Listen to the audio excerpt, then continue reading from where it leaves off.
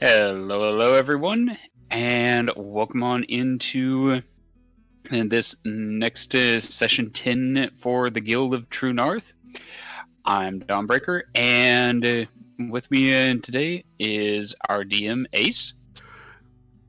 Your boy. There. With us we also have Norelor playing as Nenewza. You got Whoops, got it backwards. Nenewza playing as Norelor. Yeah. Hello, everybody. Read you the intro. There. There. Hello, everyone, and welcome to the 10th session there of the Guild of Trunarth. There. No, we're not doing that. Next up here is Davwyn playing as Paarth. Then we have Aeros playing as Vladimir. Hello, everybody. And let's see if he's back from grabbing hydration there. Elias playing as Marshell. I have consumed water today. Wonderful there. And of course... I was half expecting silence. Remember to water your I health, consumed it well, seeing that I almost choked on it a teeny bit. Just now. Wow. And then, of course, myself playing as Valkin. And with that here, I will turn it over to the DM and remind everyone that I'll be mostly communicating via chat as to not to interrupt our DM throughout the session. Yeah, you better not interrupt me or else you're gonna get some serious bad stuff going on there. Well, all right. Over to you, Ace. Thank you. As we left off in our prior session, which can I just first say, this is our 10th. This is our 10th session. This is beautiful. You know, give yourself a round of applause. Just kidding. We made it to double digits. Yay! Yay! Apparently, I've gone poof again. Now, I've done a lot of improv. No, I'm just joking. our games can shrink now. Wait. So I just want to say 10 sessions. That's beautiful. This is a short campaign, but still, this is awesome. Anyway, so last from when we left off, you had taken time and Phandalin to recover from the drama dump of the villains in the party. Well, not like really villains of it, but there's a lot of information you got. And you're like, this is too tiring. Plus, we've been fighting bandits. So we're going to take a nice little rest for the night and then journey outwards for more answers and probably more drama dump. We'll see. As you make your way back onto the Trauborg Trail, taking about a couple days of going towards the coastline and going north to Neverwinter. The travel itself is very nice. It's actually a nice, fresh breath of air, especially when you can get the slight hint of the salty ocean that resides just about a couple miles from you. And as you make your way near the end of your last day of travels before Neverwinter arrives, there is this kind of growing anxiety that kicks in a little bit of, you know, what is to be expected in Thundertree, as there's only a fair bit of information that is really shared among you regarding it. Some people knowing more than other, as per Nenewza mentioning of the different facts of the place itself, and kind of even wondering where to first check for your important person. But eventually, you make your way on over with your antics in mind and such, and it is near the end of the day as you arrive near the gates of Neverwinter. And with a bit more of a warmer welcome from the guards, it's like, pleasure to you all. Must be traveling long and hard knowing your conditions. If you're looking to find a place of rest, we have an inn available for you, I believe. Thank you. How far is it there to the end? It's not too far. He basically just points out. There's like a little small map that's usually around with the guards and everything, and so he directs you. Like if you go a little bit more in town, and kind of a bit more towards the other end, on the far like eastern side of town, there is a pretty bustling sort of tavern that usually people go to that is a mix with an inn. And the inn's name is called the Twilight Zone.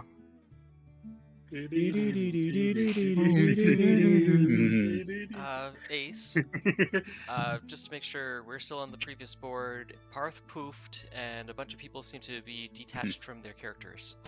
Yeah, Yes. that's intentional because we're going to be transitioning over to a different board soon. So Okay, good. no Yes. worries. Wasn't sure And- because Nor and Valkin were the only two not affected by it. No, it's okay. It's part of the unique character thing sometimes, where if you drag them on over, it actually drags the character over to the different board for some reason. But sometimes it doesn't do that. But it's just Tailspire being Tailspire. Alrighty. So And it looks like Edward is here in chat and having slept through their alarm. Whoops. Uh-oh. Oh. Well, that happens. Well, I thought you Yeah. just said ow. Like, wow. Some strong words. But yeah, as approaching Neverwinter, Vladimir's kind of looking around, going, "Well, I didn't think we'd be back here this soon. I was half anticipating the only reason of coming back here was to depart from country."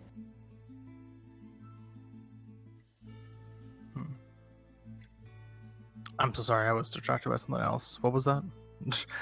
That's just Vladimir was just kind of like muttering aloud a little bit to himself, where it's like, "Well, never thought I'd find myself back here again. Not this soon, at least." I said, well, we thought things were way differently back then than now, right? With all the revelations and whatnot. Well, that's fair. That's fair. I was initially thinking when we first got here was just, probably next time we're back here would be Valkin and I's departure.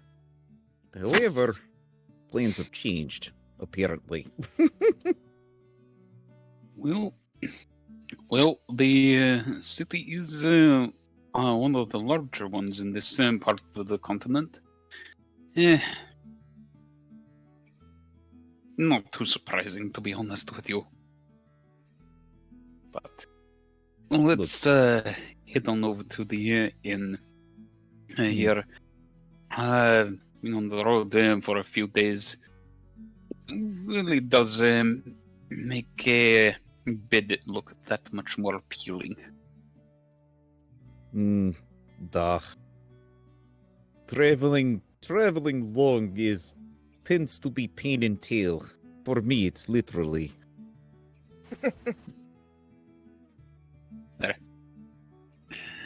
Well, you could have taken a bit of riding lessons, I'm sure, from your guild. We didn't have much access to horses.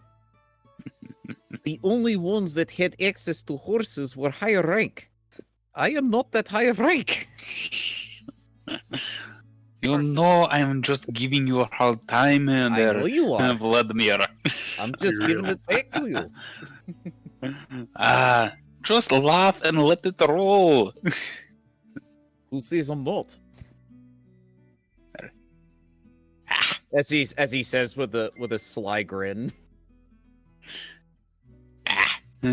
Stiff-tailed fox.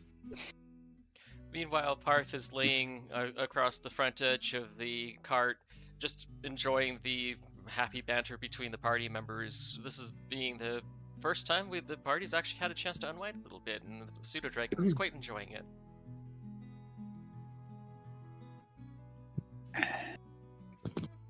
You call me the stiff-tailed one. Rather surprised, really. You are.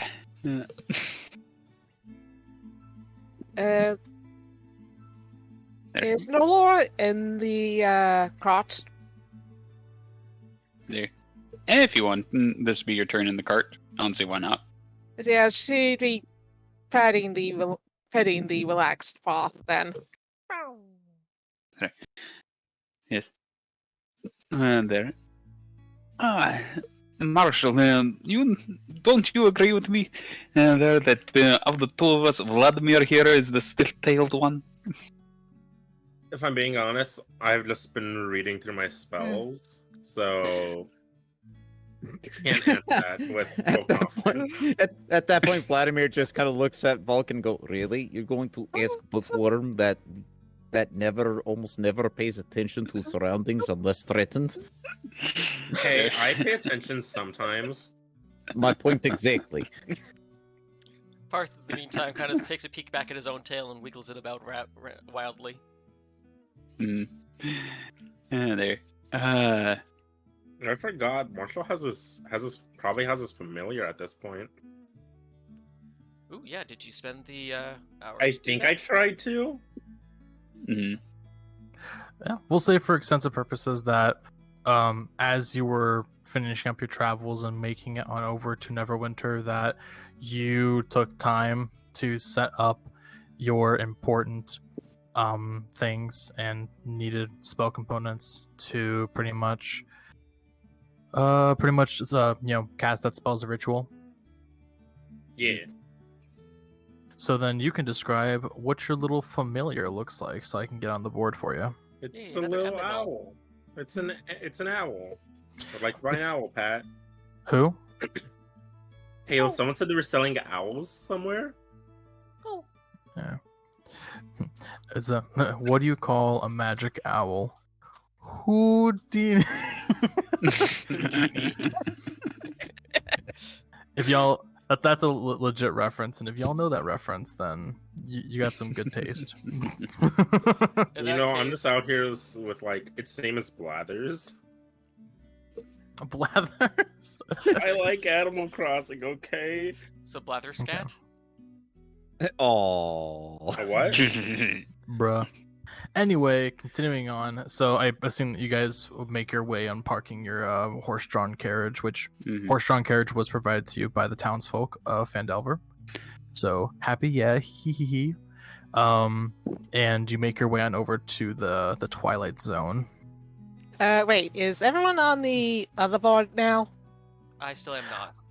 Well, we're gonna transition after because I don't have a board for a different inn. I have a board for the place we're going to though. So Ah, okay. Fair enough. let me finish. No, that's all. It's fine. Yeah. Paarth does take a great interest in watching the owl familiar bounce around, being able to identify that it is a familiar, and he's just kind of casually watching it. He's not really in any kind of threat, just, ooh, other aminal.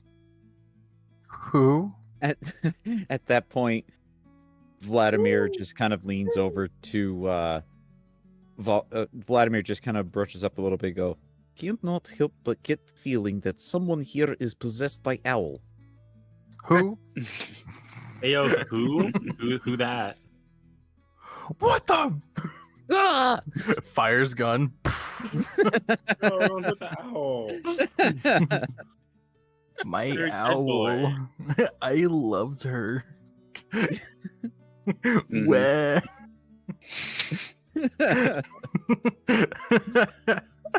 Someone here is possessed by owl. Marshall. Who? Why you? Who? Damn. And then it just flies on my shoulder. Sorry, folks, we're gonna have owl jokes probably for the next hour now. That's all right.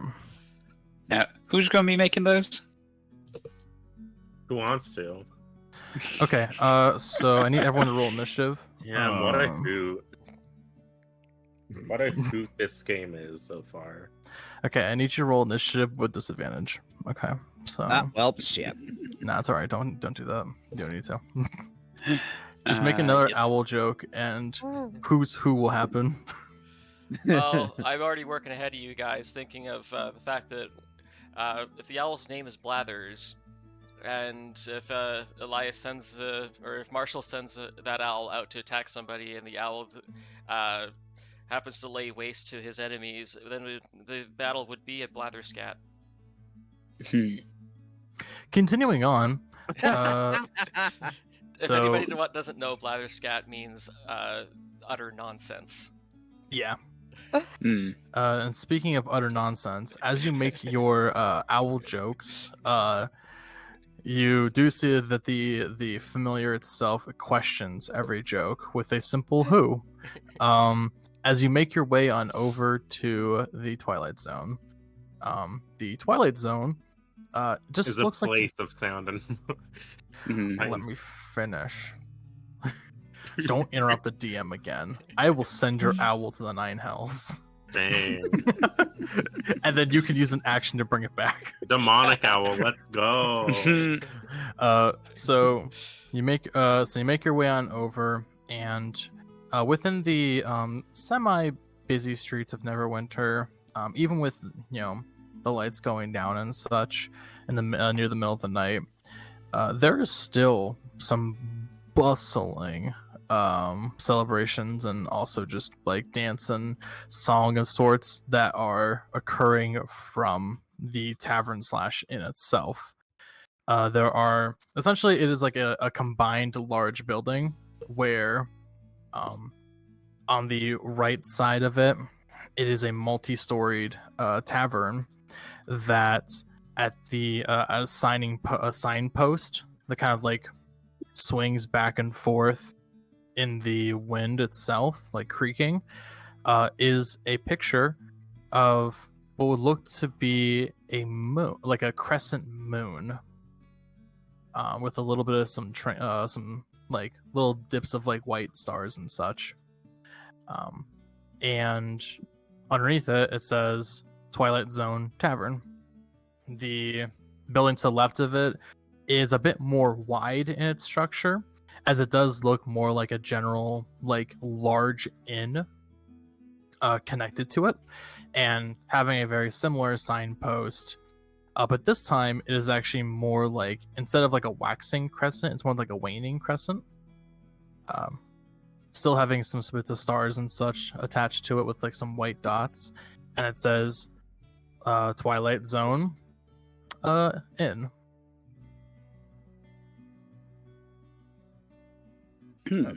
Tis nice looking place. Yes, much larger than the last one. I would certainly hope so. You're making apples and orange comparison.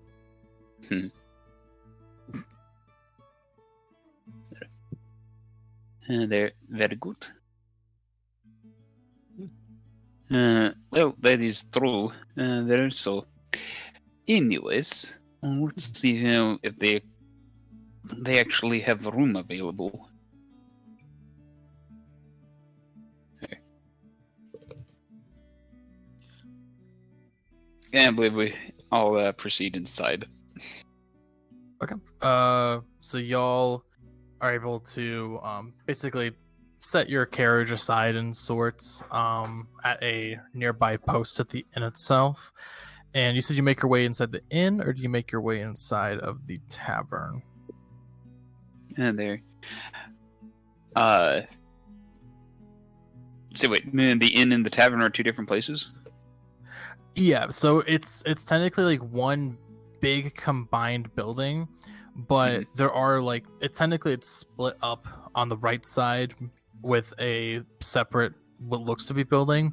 It's like the tavern entrance, and then on the left side it's the inn entrance next to where like you can store your carriage and horse and such. Then I figured we'd probably secure a room first. Yeah. Okay.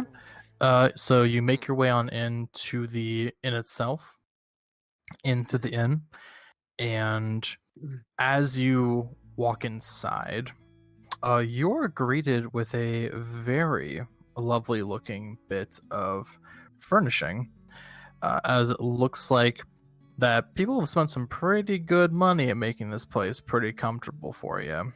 As there's like different sorts of couches, with like very nice like fine like cloth on it, more than just like standard wooden benches, with a very decorative looking little desk.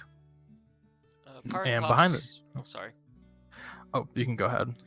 Paarth hops up into Vladimir's shoulder as the group starts to go in, and you can see Paarth is kind of doing this little thing where he's sitting up really high and straight and looking all proud of himself, and side glancing at the owl, kind of doing the the better familiar kind of expression at the owl. Vladimir looks over and sees the action. He just chuckles a little bit, patting Paarth on the head, going, "It's okay, Paarth. You're good. You're good, familiar. You're better familiar, for me at least."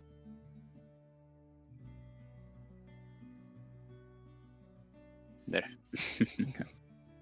So, as you go ahead and set yourself up cozy and comfy, you do notice that the person that is sitting behind the desk itself doesn't actually notice you, as they are just kind of like reading through a book and everything. Good day to you. They just keep reading. Like they flip a page and everything, like lick their thumb to make sure to get it and such. Okay. Step a little bit closer to the counter there, and see if I can't catch the title of the book. Go ahead and give me a perception check. And then also, just for detail, the person that you do see behind the counter does so happen to be a human male, with a bit more of a blackish, long, like pulled back hair, tied in a bit of a knot at the end of it, having a bit more of like roughish looking skin. More of a stout looking face as well. Alright. 14 plus 2 for 16 total. 16 total. Okay. When you read the title of the book, as he has it as like a pretty open ended, you do see the title as, let me get the thing pulled out for that. Mm-hmm.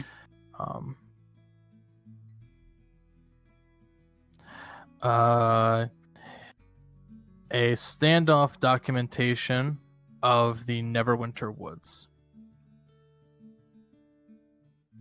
And it does have a bit more of a greenish sort of leather cover on it.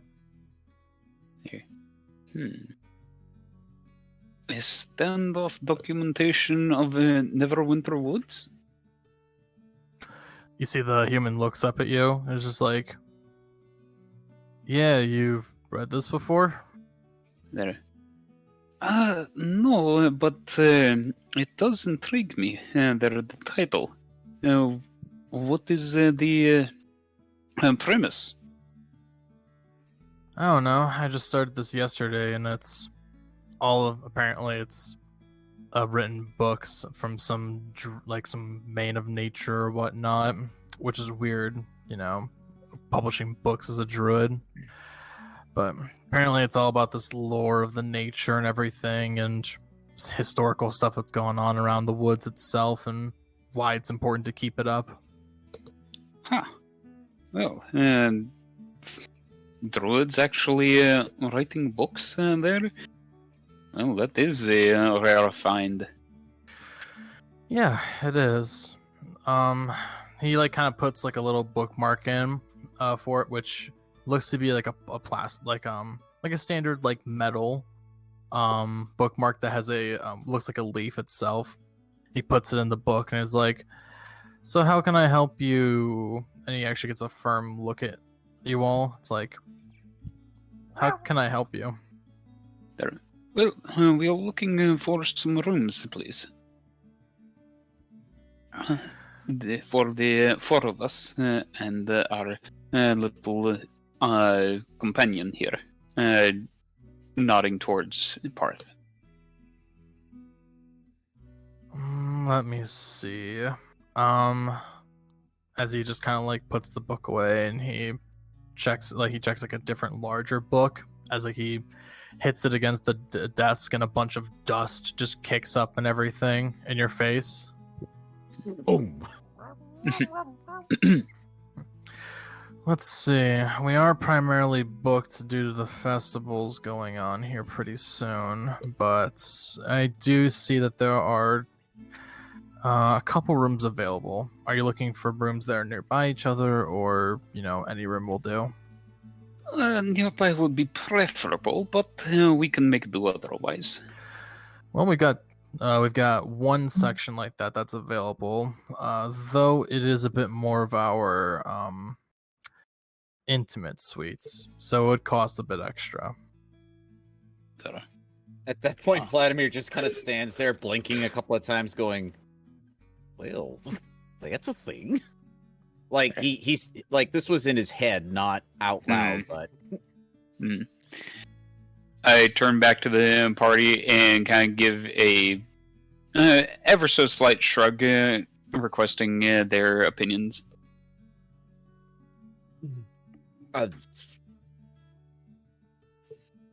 Well, at this point, the room is room. I mean, yeah, I don't see a problem with the type of room. Now we find out whether or not foxes can blush. I mean, time to Google. Well, perhaps convenience is what the extra bit of coin. There. All right, for both of the lover suites, that will come down to a total of 10 gold per room. Let's see, 10 gold per room. There. As soon as the lover's suite kicks up, it's like, Yeah, that about tracks. Yeah, and that's per couple, but since you have... I don't know about the policy about pets referring to Paarth. Oh yeah, I thought they referred to the owl. It's like, There's oh, two then pets also the here. owl too. Oh yeah, it's like, I mean, I could just do this, and I snap my fingers, and it just dissipates as it's been. I know you hey. can make it disappear as bonus as an action. Hang on, Marshall, or Elias, before you do that, keep in mind, if you dismiss your pet, the rules for the familiar is you have to go through the summoning ritual again to bring it back. No, there's. Well, let me look. I know you can dissipate it. I mean, you can temporarily dismiss it. I didn't think you can temporarily dismiss it unless they. Yeah, as an action, as an action, you can temporarily dismiss the familiar to a pocket dimension. Alternatively, you can dismiss it forever. Oh, that's interesting. That is a new change. That is nice. It's been a thing in 5e. Yep. Yeah, I'm gonna temporarily dismiss Blathers. okay. So Paarth glances at Blathers and is glad that he can't do that. as Blathers Dave. fades from existence, It's like a Pokeball. yeah, as Blathers fades from existence right in front of this human's eyes, his legs kick It up and doesn't- everything. It doesn't fade from existence. It kind of like you know how what's it called when you fast travel in Breath of the Wild or Tears of the Kingdom? It looks like Link just like gets undone magically. In that sense, that's kind of what happens. That's kind of what it looks like. Yeah, I just think of this But- horrible slurping sound. Oh, but yeah, but magically he just slowly disappears, but in that cool way. Oh, so so like Shaggy's dog style, where it's just a slow fade out. It just gives the peace sign as it fades away. Peace sign as it fades out. Well, as you can see, the other two are more of the familiar type of pet. So clean up after them. There is not really a thing. He just gives a deep sigh. It's like, well, anyway, you still have one pet that has yet to poof, so it's going to be an additional 5 gold. There, I give him a sidelong look. There, It's potty trained. there. Surely 5 gold. There is more of a deposit there in the event of damage. He nods slowly and points towards a sign that is at the desk. The sign does have like a list of different rulings and such, including of different cost. So, and one of them is pet deposit per night. Yeah, and then it says in quotation, any further damages that do occur will result in additional 5 gold charge per item, or equal to or greater than the monetary value of the items itself. Oh, so they're greedy. That is more reasonable. There, I could just hear Vlad whispering, "Okay, Paarth, don't chew on anything." Look, if you're going to chew on something here, chew on leather arm brace. Just don't have your pet break anything, and 5 gold, please. You'll get it back at when you leave tomorrow. very well. Paarth just kind of shuffles back and forth on Vlad's shoulders, tilting his head, looking at the sign, but of course can't read a word of it. That's not gonna stop me. I can't read. Canonically, they're DW. Yep, that can't stop me. I can't read. Okay, Yeah. time to make a meme of that now. So, as you pay for your room itself, you do see that the man at the desk writes down the information of the room being taken. He closes the book, puts it away, and he walks over to essentially a locked glass door. It opens, and you see a bunch of different hooks for keys. Majority of them are gone, but he does pull out 2 keys for each of you. And as he hands them to you, he just says, "Have fun," and gives a little wink as he hands you 2 room keys, each key having a heart at the end of it where it loops. Paarth just kind of looks at the shiny keys and bobs his head up and down like a parakeet would. So, pull straws? For which room? So I kind of want to do a thing. Ace? Yeah. High or low? Hey, I'm supposed to ask that question. Well, what are you trying to do though? It's a I'm rolling surprise. for a response. Well, you still have to call high or low. I'm gonna say low. A slight. So as soon as that human Okay, says have fun, I said that out of character. I'd like to say. as soon as the human says have fun and gives the wink, Vladimir just kind of like You do. He just Like, he says that just made Vladimir flustered a little bit. Like, right. Looking at the less than conspicuous key there, Valkin thinks, well, perhaps the separation of the rooms would have been more appropriate. Oh well, too late now. Alright, which way to the rooms? There is so your rooms are on the 3rd floor. So there is a staircase that within the small room itself, there's essentially a doorway that leads into the 1st level floor rooms, and then the stairs on the left-hand side of the desk lead upwards towards your room itself. There. Alright. Paarth gives the kind of fidgeting motions of a pseudodragon that is really eager to explore, but only bound to Vlad's shoulder by knowing better. Better. Oh, let's see. Let's see. Room number 314. Ah, there it is. End of the hall. Well, seems appropriate for this size.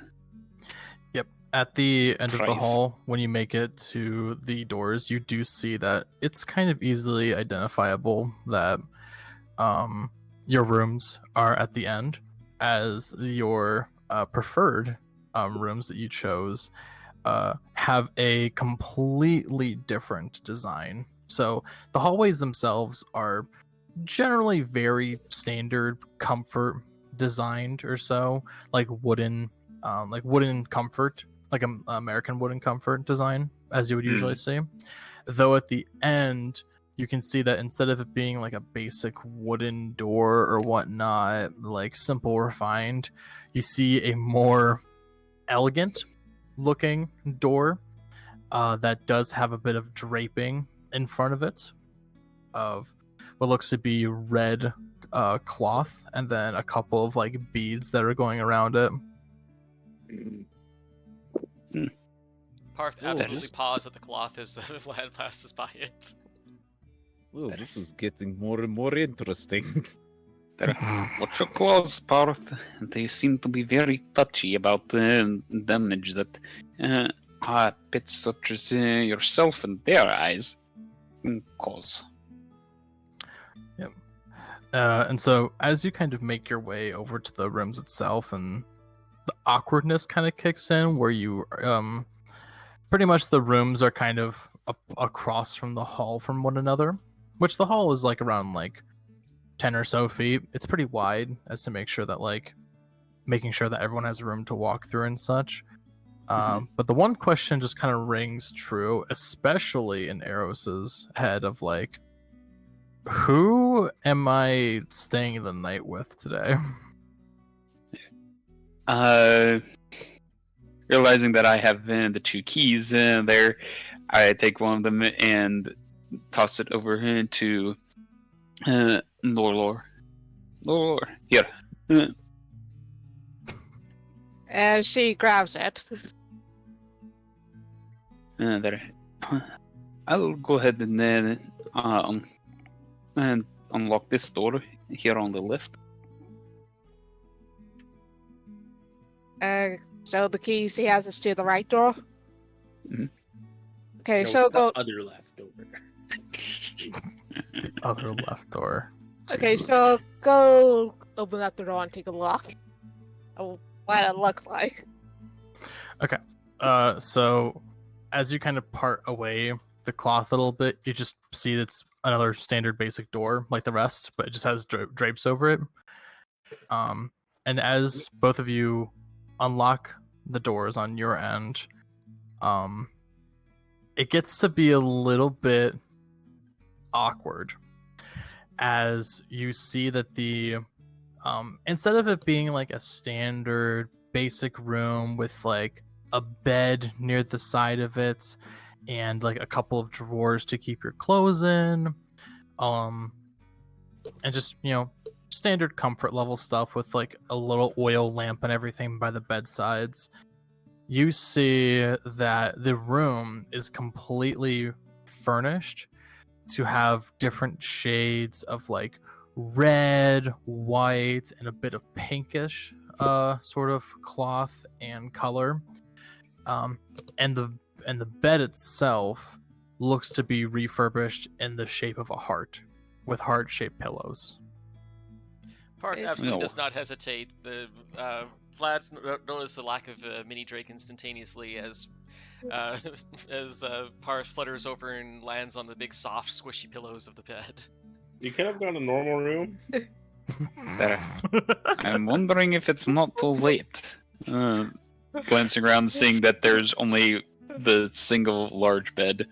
It is a single bed that does look to not provide too much room, but enough room for 2 people to cuddle up upon. Oh no. Okay, Well, okay. Do you guys want to change rooms? Yes, let's change rooms, please. there. Well, yes, I think so.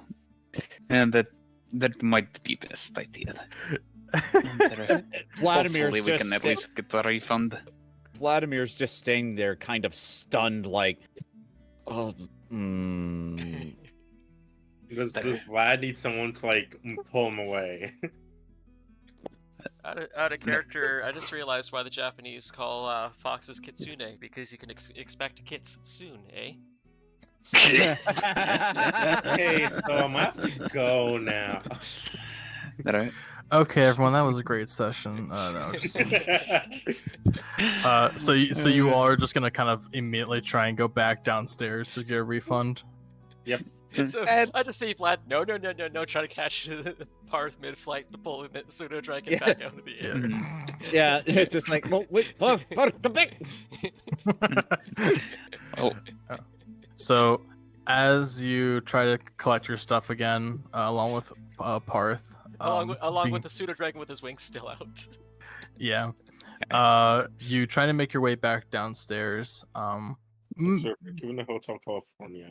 You're being a little bit delayed as you go back down the stairs, as you do see that more people are kind of piling on in, whether or not they're collecting new keys and such, and like trying to get like to their rooms. And it's a bit of a wait because within like a sudden moment, due to it being nighttime, it's kind of hard to get down the stairs because people are trying to get up the stairs and get across and everything, and you have to kind of push through people. But eventually you make it to the first floor where the room is at, and after kind of waiting for 1 or 2 other people to be get their rooms taken care of and everything, you do make your way back on over to the receptionist desk, where you see the same person who is not reading his book but a bit more attentive. It's like, oh, you're back already. Was there any issues at all? Yes. Well, you see, we weren't quite normal rooms, thank you. Weren't quite expecting when you said the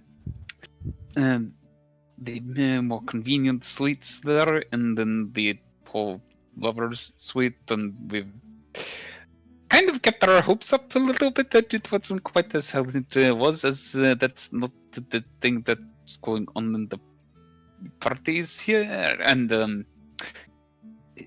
would you happen to have the standard rooms will take them even crossing levels? Well, unfortunately, all the information is on the list itself, which he points to that same list of showing detailed information about the rooms and prices and such. We should let people know about it before they buy first.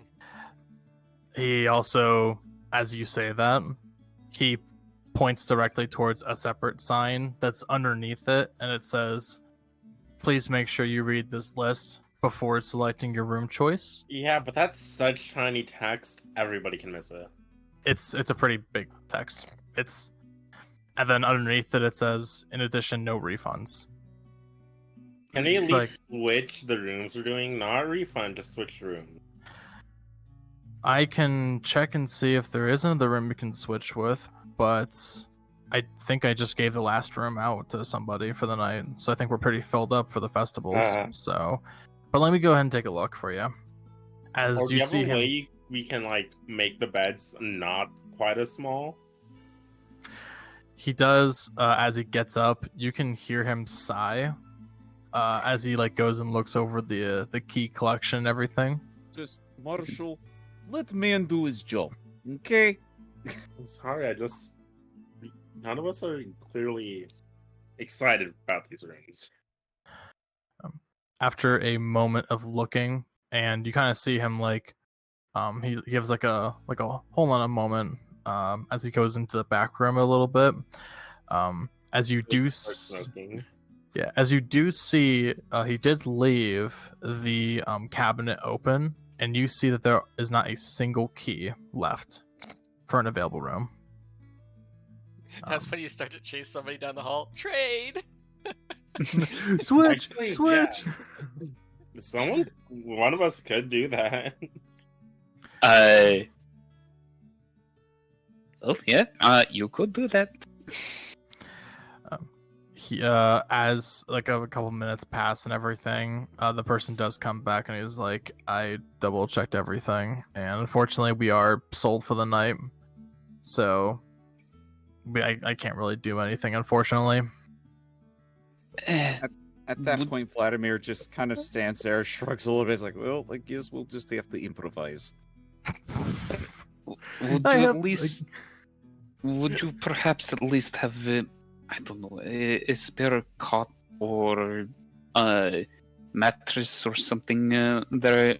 At least for my friend here, he's very awkward about this whole thing. Apparently, more so than even myself. Unfortunately, we are unable to do any sort of substitutions of any of the items or being able to get any additional items added to the lot itself unless a additional charge is provided. Okay, How look, much for? Eating money. No. look. I'm saying this out of We care. Look, we can improvise with what we've got. It's Very not- well. let's not spend way too much on this, okay? We can improvise. Very well, very well. Alright. I do give the owner a little bit of a side look of you really like to make money over the most ridiculous things, don't you? Kind of look. He kind of just like looks at you back, and it's like, it's clear in print. I'm sorry, I can't really do anything much about it. But if there's any situations about if it's not comfortable for you or any such, we can definitely go ahead and bring it up in the morning. Can I read the scripts or the rules to see if I can find any loopholes? Yeah. So it's pretty written out in common. So it says like, greetings and welcome to the Twilight Zone Inn, a renowned Neverwinter location that resides with a couples therapy and also overall overall I would say, like, I'm trying to think of like better word for vacation. We'll just say like vacation. Get away. But it's like for those in relationships. Our lovers' rooms usually consist of double the price, as it accompanies with different sorts of services, such as food, massages, and etc. And in addition to it saying the information of no refunds can be made as you collect your key, in addition to there being no way of substituting between any lower exchanges, as complications will due to arise. It's not giving me much to work out with in terms of loopholes. Rules are set in stone. I mean, they're on paper, not stone. Can we actually on stone? Do you see that do you say that in character? Me? Yeah. No, that was out of character. Okay. Again, don't make me have to step out of character here for me to give you guys a hint on how to solve this issue that bothers you that much. It's like, well, if there's isn't anything else I can do, then I hope you enjoy your stay. As you see him flip a sign that, like, it's one of those triangle signs that says open, and he flips it to close as he pulls a shutter, a wooden shutter that closes the front desk. At this point, Vladimir just kind of looks to everyone else and goes, "Look, we're in a bit of predicament. I get it, but just remember something: we do have bedrolls. No, not at Edmonton. So it's not big deal. It's not big deal, really." Yes, yes, and we can even put them together to make it a little softer than one bedroll by itself. Well, I glance back over at the sign there. It does seem that they do at least have massage included in the price.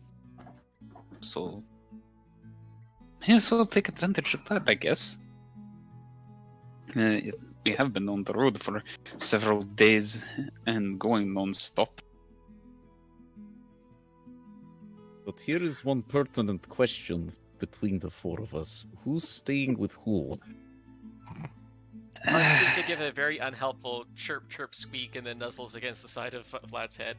Did we just draw straws? Look, at this point, we already know where Valkin and Norelor are going to be. At this point, Marshall, you pick where you want to go, and I can just work with either way. As I he gently pets top of Paarth's head. I don't want to choose. I don't do this. Look, I'm just thinking of Marshall getting super uncomfortable. He is very much not into any of this. Oh, neither is Rolo, but she's being a lot more quiet about it. So what color? So let's find out what colors a half elf can turn. Oh my god. No, he is quite literally like the one is like, well, you guys were getting late. I was studying the blade. Well, the books. She pulls out a court. Hey, do you just want to flip and see which one you go with? I'd be fine with that. Yep. Okay, so Vlad, heads or tails? I'll go with heads. Okay, so that's the case then. I need you to go on Tailspire, and I need you to roll a You can just go on 4. I was just gonna say you can just roll a thing on Google. I mean, have a Well, look Yeah, at we're in game. Yeah, Yeah, we in-game. gotta do it in game. So, go ahead and roll me a d4. So heads are okay. Well, let me finish first before you roll. so the terms were, Aeros, what room are you staying in if you get heads? Norelor just asked Vlad heads or tails. That's it. It was mostly like him getting a choice. He's- So either heads he goes with you, Norelor, and then tails he goes with Valkin. I'm just trying to like make sure to confirm which is which. Alright. Sorry.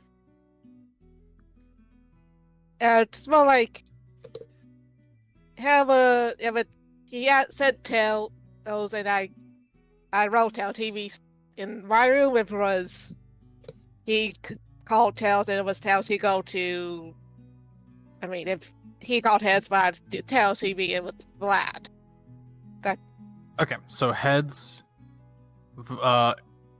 Vladimir goes in the room that Norelor is in. Tails, you go. Then tails, it's Volpines in one room, and then half elves in the other. Yeah, is that how you want to roll it? Yeah, I was just asking like how you wanted to set it up, but if we want to do it like that to simplify it, that's perfectly okay. So heads will be odds, tails will be evens. So go ahead and give me that d4 roll. Another one? Mhm. Yep, go for it. Well, it totally wants to stay in 3. Okay, so it has come down to the flip of a coin, whereas you take a gold coin, you flip, you flick it and everything, it lands heads, which is determined that Marshall and Valkin will stay in one room, and Norelor and Vladimir, along with Paarth, will stay in the other room. All right, that settles it. Okay. As Vladimir goes to enter the room, Paarth spreads his wings and then, like, side glances Vlad, going, "Are you going to catch me again?"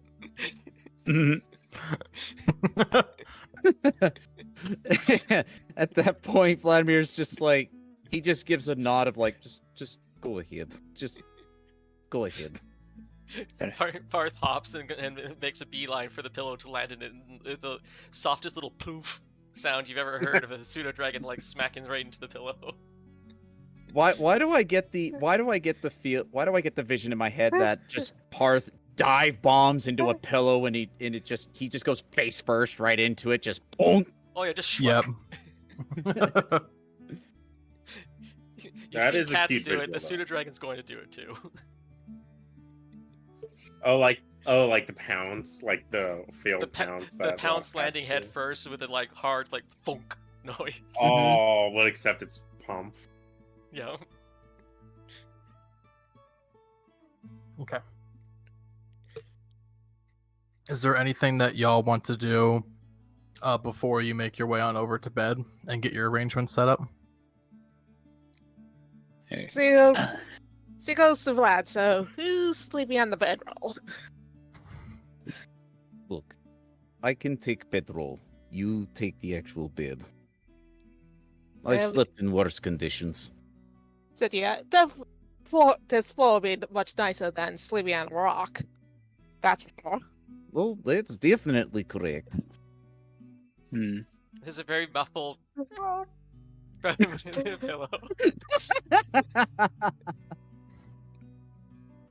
Oh my I'll sleep on god. my bedroll as well.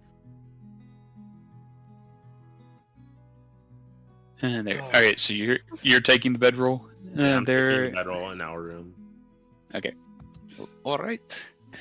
I look around the room for any little note cards or anything else about the other amenities and when they're available.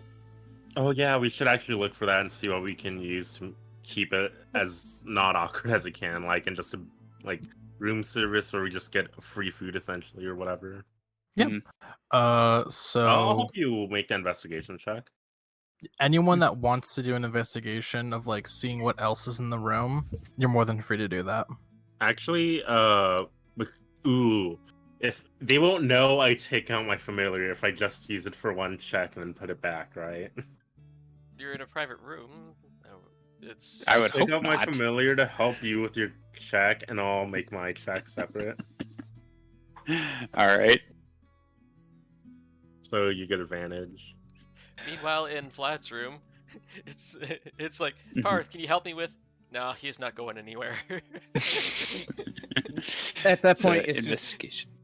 Vladimir would just look over to Paarth and notice how comfortable he is, and Vlad just goes, No, he's too comfortable. Let him be. So she goes, fair enough. I wasn't planning to make storing him up anyway. All right, All right, well, investigation. let's take a look here. and I rolled 15 plus 2, which will be 17 for the investigation. Okay. I'm gonna roll 15 as well. Oh wait, no, yours is with advantage. Oh, Vox is with advantage. Okay. So that is a 5 there for my investigation. Oh, that's with advantage.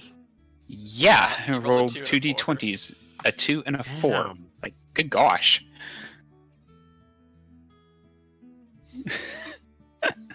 So, Norelor, did you want to do a check too?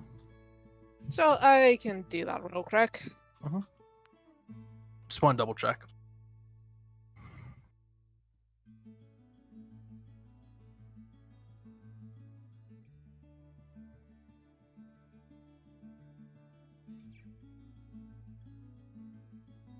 maybe I'm just kind of looking in the wrong part of the room there, and then Marshall actually finds the card.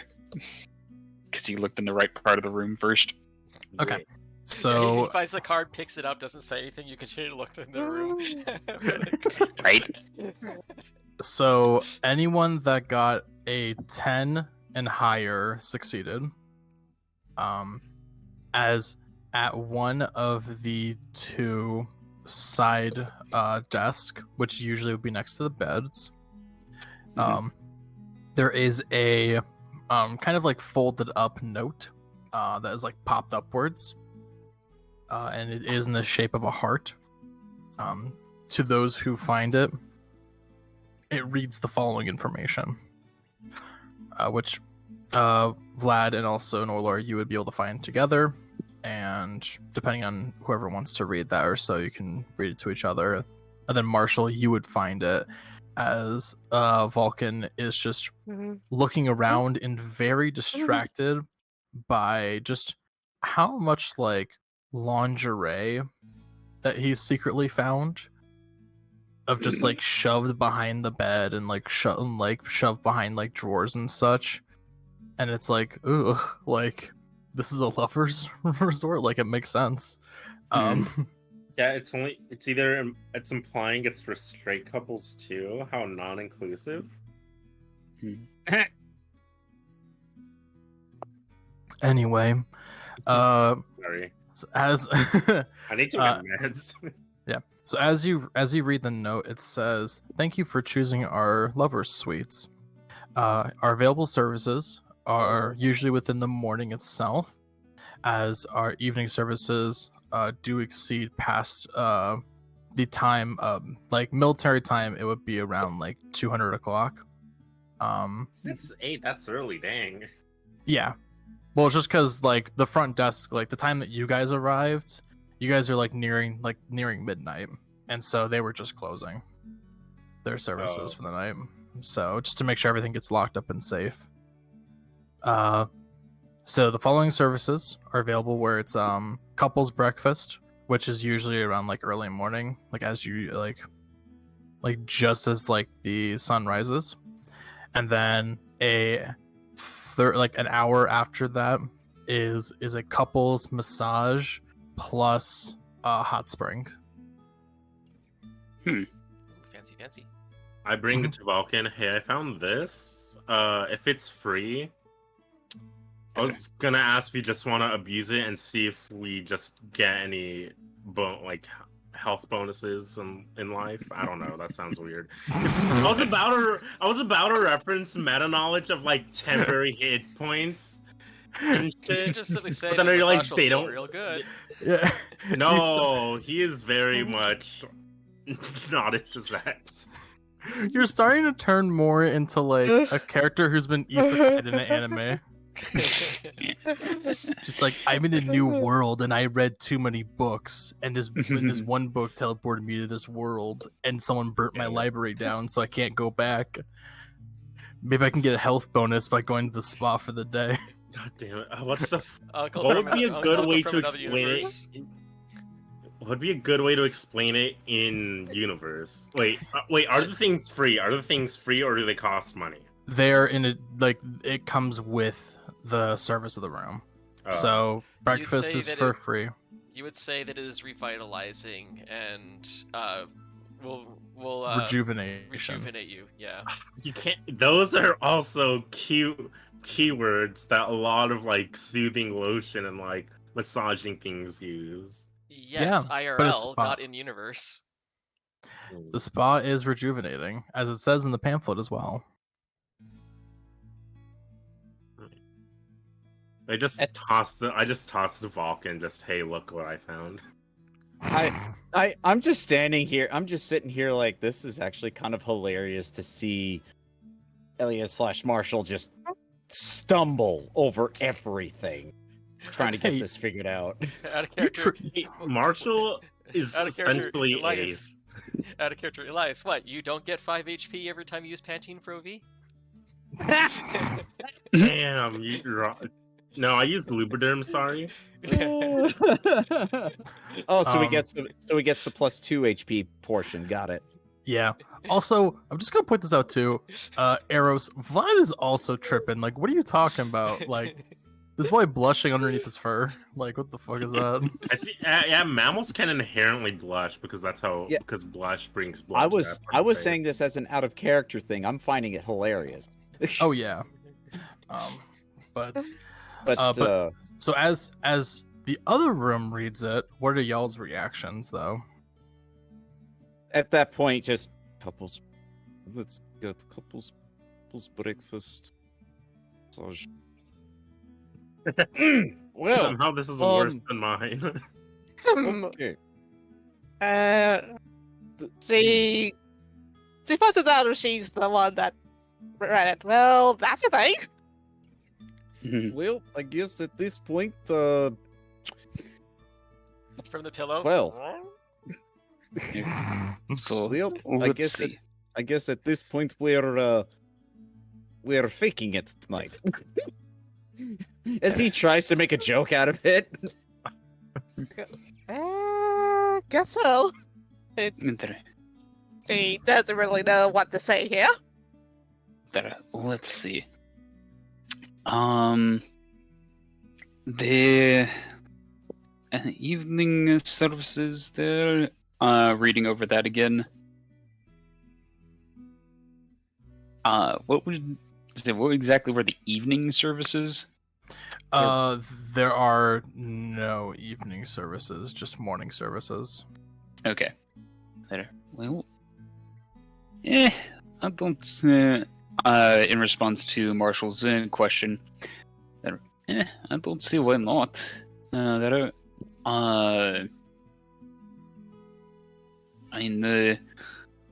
I'm actually catered breakfast and massage, hot spring, and such. That sounds quite nice. I haven't had that for. Takes a moment. That's been a while now. At least, I don't know, 6 months, almost a year. And, Since and if anything, hey, free food. Exactly. And if you haven't ever had that chance to, have a masseuse work your kinks out there, followed by a relaxing hot spring, I highly recommend it. I don't think I have. I've been working at that library for a long time. So. If you had said you had, I would be shocked. Nah, no one goes to the library, sadly. Well, there's a lot of wizards that came in and out, but... Yes. But when with Vladimir and Norelor, Vlad just kind of looks at it and goes, "I've never had a real massage before." Oh, Life right, of Mur- right, the minstrel or the bard. Oh, I really wanna spend Oh, like wait. an hour trying to learn wait. new spells from Hold Valkin on. now. Hold on, now that I think of it, no, I did get that one massage from that bard. You Yes, did. he did. And I you forgot felt Best about massage that. ever. That was the best thing I've ever felt. Man, Yeah. What spells does Valkin know? I kind of want to try to see if I could learn new spells. Well, There. tonight. Mhm. A spell. Well, let's see. You said that you wanted to. Well, yeah, since I don't have anything else this evening, I wouldn't mind exchanging spells with you. Yeah. Okay. I just Here is an somewhere in interesting my question. spellbook. Marshall, do you have an instrument? No, but I do have a component pouch, which essentially is like the go-to for if you multi-class. You don't need to have a bunch of different focuses. You can just have a component pouch. That's not where I'm going with this. Mm. Do you have either a musical instrument or do you have the ability to actually do a performance half decently? I am a sorcerer, so I have like +5 performance just right off the bat. In that case, there is actually one other party member you can learn a spell from. Ooh. Also, Oh, I'm yeah. looking at my stuff. I do not have an instrument. Can would you allow prestidigitation to play a song? Because it does say you create instantaneous harmless sensory effects such as a shower of sparks, puff of wind, faint musical notes, or not odor. You can also just plainly sing. If you have a performance, I think it's like 2 or higher, you're a good singer. Oh. What spell? That's just Oh. like standard, like. I mean, stat what stuff. spell are we talking about? The question of character here then is it only ritual spells that you can learn, or is it any spell? I can learn any spells. Well, anything that as long as sorcerer or wizard can learn it. Okay, in that case, let's see. You have witnessed. Wait, can you learn cantrips? Probably not. It has to be spells from level 1 and higher. Oh, I don't think you can learn cantrips from. I wouldn't from think so, because cantrips are really powerful despite being level 0s. Yeah, So in that they're case, really shitty if you're in that in between. It's like I'm on the cusp of a new level. 2, So- 3. Yeah. So 4. generally rules around it is that so long as it matches a spell on your list and someone else has it, you could take some time to help like get them to understand and learn it, though it's not always going to be a one night sort of thing. Yeah. Plus So- you would also need to spend gold. For you, Marshall, you'd have to write it down in your book, which would cost you about 50 gold in total and maybe about like an hour of your time. Oh, what's it called? Because I have my subclass. I got a wizardly quill, and one of the things is the time you must spend to copy a spell into your spellbook equals 2 minutes per spell level if I use the quill for the transcription. Okay, so it would just take you that much time to do it. But it does need to match up with like what spells someone else knows, and then if they can actually be compatible to your list. So like you wouldn't be able to get like Hex, for example. Oh yeah, I think right at the moment I'm only allowed to do first level wizard spells. That's correct. Yeah, which is kind of weird because like So only first level? it never specifies wizard. It specifies wizard spells you can prepare. Wait. In that case, the reason I'm asking is if it's only the first level spell. The only spell that Marshall has identified that Paarth can cast is Silvery Barbs, which is the first level spell. Oh, I already have silvery barbs. Mm. It was the higher level spells. I'll just go through the ones that you would potentially identify, but you would have to also roll to make sure you can identify them because I'm not casting them normally. You've witnessed Paarth cast a few different cantrips. You've seen him cast Silvery Barbs. You've seen him cast Eldritch Blast, which, is another cantrip. You've seen him cast Minor Illusion, cantrip, and I actually forgot the other spell, so I can't teach you that one anyway. So you actually don't know the new spells Paarth knows, because Paarth never seems to get to cast them. Also, this is mainly a question towards Valkin, more because since you're in the other room, so you wouldn't really. Yeah, I'm just figuring out what he can even potentially do out of character, just for potential. There's a bunch of spells you would love to know from Paarth, but you don't know Paarth has them yet. Nope.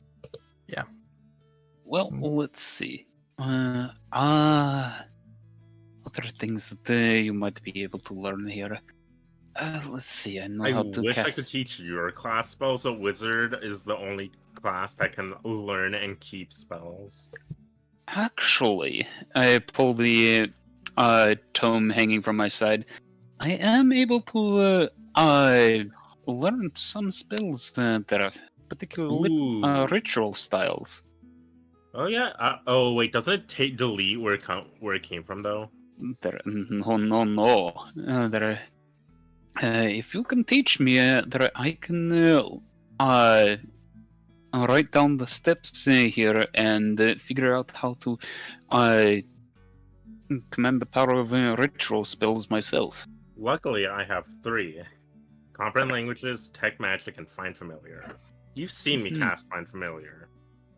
Yes. I did watch you do that on the road. I would very much like to review your notes with you to get them down properly. Yeah, I am gonna check rules as written if it gets rid of where it came from, because if it does, I'm losing that spell. No, it does not. There, I've already looked. We had It a does conversation not. about this. It does not. Oh, heck yeah.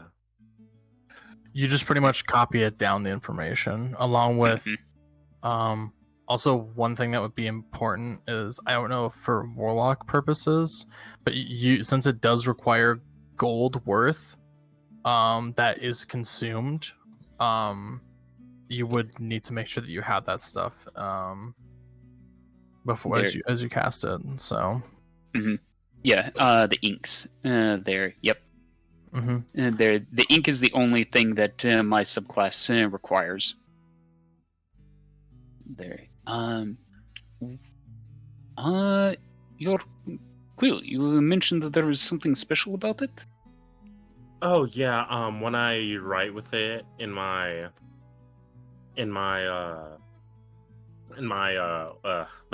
spell book, it's like I can just focus on it much better, and like I get through it like way faster than I normally would. Okay.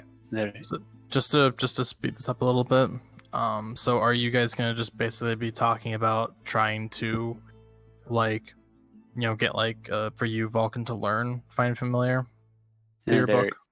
Yes, I would. There. Okay. So yeah. So for extensive purposes, just to speed this up and make sure we can get going, is that for the night, before you get yourself a nice, comfortable rest, Marshell and Valkin, you will basically just be like, trading notes and everything, and working together to see if you can, just kind of get like, see if like you can like transcribe like different spells and everything, and like work around to understanding them, explaining it, and seeing how you can get that going for you. And Valkin, if you're trying to write down the elements of Find Familiar in your book, I will need you to do an Arcana check. There. Okay. And then Marshell, if there is a spell that you want to learn from Valkin, I would need to do the same check. I don't know. I don't think I have any spells I can learn because I'm so low level in wizard, which is why all my wizard spells so far have been ritual utility spells. You are making assumptions at the moment and haven't reviewed with me on what I might have to offer. Oh shoot! What do you have? There we go. I forgot. I forgot Paarth was talking. I forgot Paarth was talking about his spells that he knows. Also, that was out of character. That was out of characters, yeah. Mm-hmm. There. All right, give me a moment here. Let me give Ace the Arcana check. Would this be at advantage because I'm working with Marshell? I will say yes. All right.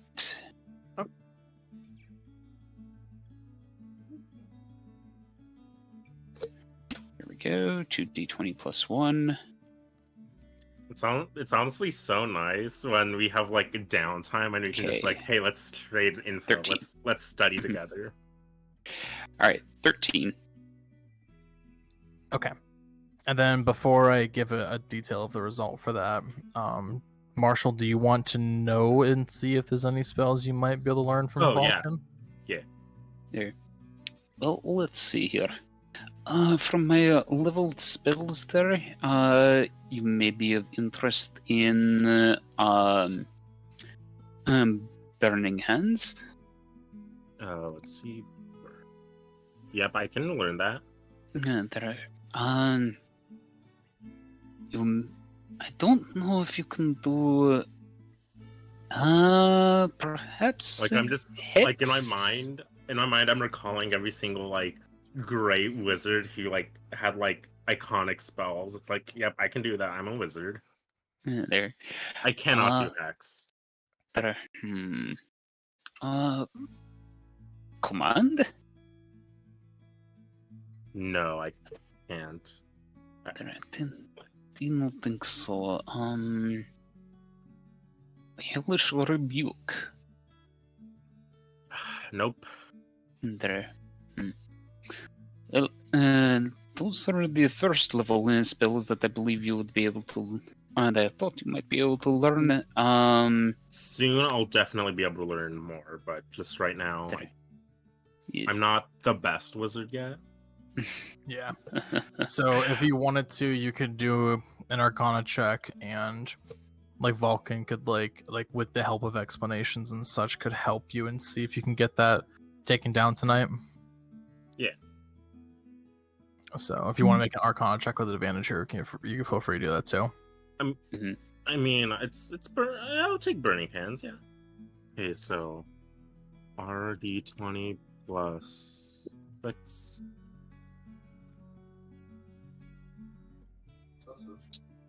Ooh, a 12. Oh wait, do I do this with advantage? Yes.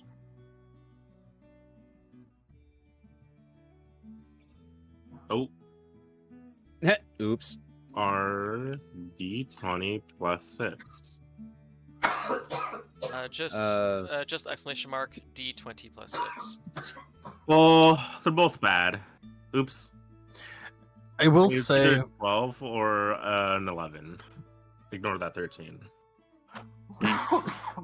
my apologies. I will say that as you spend time together, just kind of like working through your explanations and such, there's definitely some confusion of interpretation of like how you're able to kind of like conjure it in different ways. Like the there's some like familiarities with like Marshell explaining like I wrote it in my book like this. And it's like no, you gotta do it like this. You gotta do it like this, exactly like this. Well, I mean, Marshall is sorcerer, so he does know how to like feel it from his core. Yeah, but it's still a mixture of like, novice information. So it's still there's still difficulties on both ends of explaining it. But you do at least make some good progress. You don't have it just yet, but I would say probably another session of like, putting time together and everything, you might be able to get it down. Well, I think we've been going at it for about 2 hours now. I think we might need to take a short break. Yeah. Let's Let's sleep and then try again in the morning. That sounds so weird because, like, it's quite literally instead of whatever it's meant for, we're just like, yeah, let's just study and do it with a clear mind tomorrow. And see what you'd expect if you're trying for a child in real life. It's like, let's try again in the morning, honey. Question for you guys, because my mind has completely blipped it out of existence. Did we ever remove the guild charm from Paarth's collar? It was removed. It was removed. It was removed a while ago. I thought so. So I just have the spell focus collar, and it's just empty now. Yeah, but it's just a focus. That's all it is. So Ace, I sent you a sidebar question in our yes, my apologies. Give me. Oh, I didn't even see other people did too. I'm so sorry. I'm trying to deal with other shit. In the meantime, I'll say this then. So, while Vlad and Nor are busy, one or both of you eventually notice out of the corner of your eye, after about half an hour's time, that the pseudodragon has managed to like shove all the feathers around in that pillow, and so much that he managed to make a precisely Paarth-shaped crevice in the pillow and has made himself a nice deep little den inside the pillow and is quite comfortable curled up in there. Okay, that's right. So long as he hasn't actually damaged the pillow, it's fine. Oh, look at that. That is adorable. Also, Vlad, if you want to suggest that, I mean, I wouldn't be opposed to it. So, after a slight brief of silence and noticing Paarth's current comfortable position, Vladimir gets a slight idea, and he looks over to Norelor and goes, I do wonder, would you be interested in not quite a spar, but maybe, don't take this wrong way, I have noticed your fighting style. I kind of want to see if I could try and help you with it a bit. Who knows, you might find something with me to help improve on. We could learn from each other. Yeah, when it comes to physical combat, I'm not the best. Okay, you know what? Here, let me give you a hand with that. Are y'all doing this in the room? No, it's not going to be like a full-fledged sparring in the room. It's just basically more like, let's see if I can help you with, stance, a little bit of technique, that kind of stuff. Obviously, let's not get into a full-blown spar because that might not fare well in this room. Mm-hmm. We could try and do a full spar in morning after we've relaxed. If you're up to it. Be nice if it was a little bit better at it. All right, well, let's take a look at stance first. Okay. So as you just kind of like gather up your stuff and making sure that you are prepared for at least what would a combat arise, Norelor, you take your usual stance, which if you want to describe it, you're more than free to. She has a shield and one arm, the mace in the other. She's not gonna pull the crossbow out in the middle of the room. And she tries to stand, though. It has something it's not totally bad, but it definitely could use improvement. Vlad, what is your passive insight? Passive insight is standby. I just saw it there. Passive insight is that would be wisdom plus 4. That would be 1, 4. That's 5. Oh, for the modifier? Oh, wait. Passive, yeah, passive. Passive would just be plus 10. Oh, plus 10, so 14. 14? Okay. So, as you kind of look over Norelor's stance, with your experience also in combat, and, also, you understanding that, like, you think you may have been literally, like, born to be a soldier, stuff like that, like, general understanding with everything going on, you can kind of tell there are a couple weak points to the stance, as you see that, like, Norelor's stance is not quite firm. There is definitely like areas where you could hit like maybe on the leg, as the shield isn't like helping protect that. It's more like everything is kind of protecting up near the torso. And with the leg positions, you can kind of see that like you can kind of just sweep, and you can get into an advantageous position. So okay, there's a lot So of weak more- points. yeah. Okay, so there is a handful of issues going on with your current stance. Here, let me help you with this. The first thing you want to do is you want to spread apart your feet a little bit and lower your center of gravity. What you're doing right now is you're standing a little too close together with your feet. Right now, the way you're positioned, you're a little top heavy. What you want to do is you want to spread your feet out a little bit and kind of flex your knees where you're a little kind of squatting, but not really. Especially with you having shield, you need to try and cover as much as you can with it. Because right now, at your current stance, I could literally take pole, smack you across leg, and sweep you off. Thanks for the info. She tries to replicate the advice he just gave. It's Okay. better. That's a bit better. You'll want to take your back leg, your back foot, and kind of turn it a little bit so where you have a little bit better anchor. And I'll say also, for extensive purposes, you work for a little bit of time, and you help not only with just like stance position, but like being able to have a more firm grip on your shield, and like a better like hand position of where you can like hold your weapon at. So that way it's like, because it looks like almost like it's about to slip out if you get knocked out. If it like you get hit once, it just flies. So you work on that for a little bit, and even yourself, Vlad, making some realizations of like how you can improve your own stance by being a bit more light on your feet. And as about an hour passes, kind of getting lost in the whole exchange of things, do realize that's starting to get pretty tiring and it's pretty late in the night.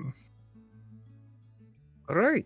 Your stance looks pretty good. You got good grip on your mace there. Got nice grip on your shield. As Vladimir casually just grabs the top of her shield and just shakes a little bit, realizes and sees that she actually has a good grip on it. It's like, Yeah, that's good grip right there. Very good grip.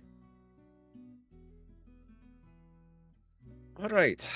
So, let's say we try and see if we can try to implement it in a quick sparring morning, da?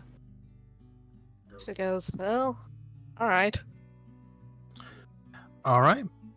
And as you all do your fun little interactions with one another, you make yourselves as comfortable as you can. With those that are sleeping on the floor, the carpeting in here is actually quite cozy, and helps you get a little bit extra rest. It's way better than sleeping on grass, so that's good. And to those that are sleeping in the beds, They get an extra 5d6. Come on. We get 5 temp HP.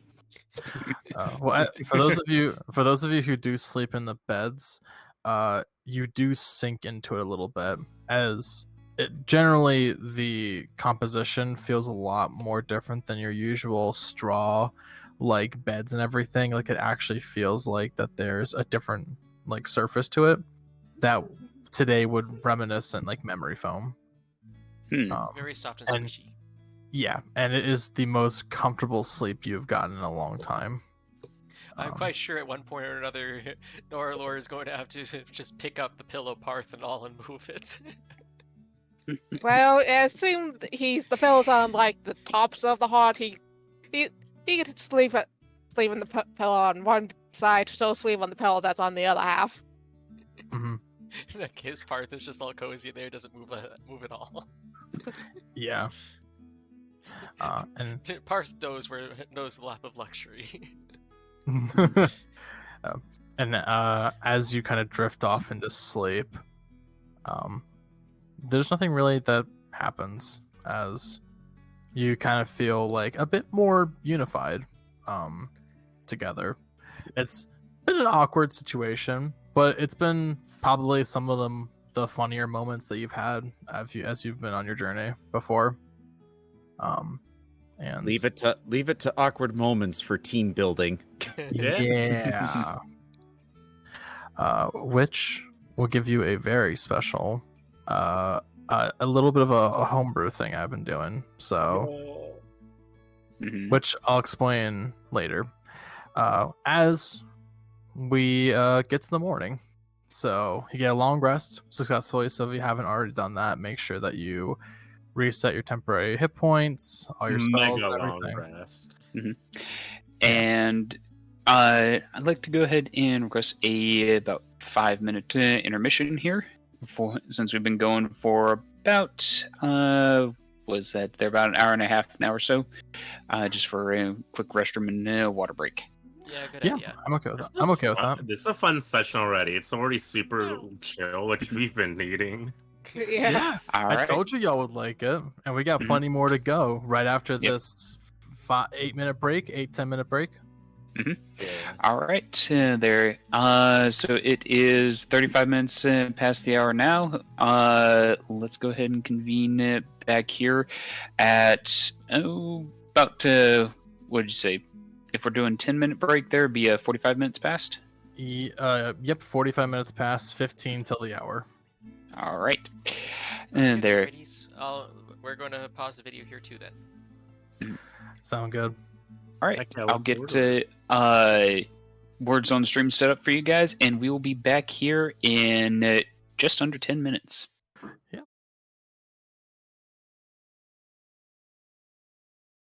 Okay, we're back.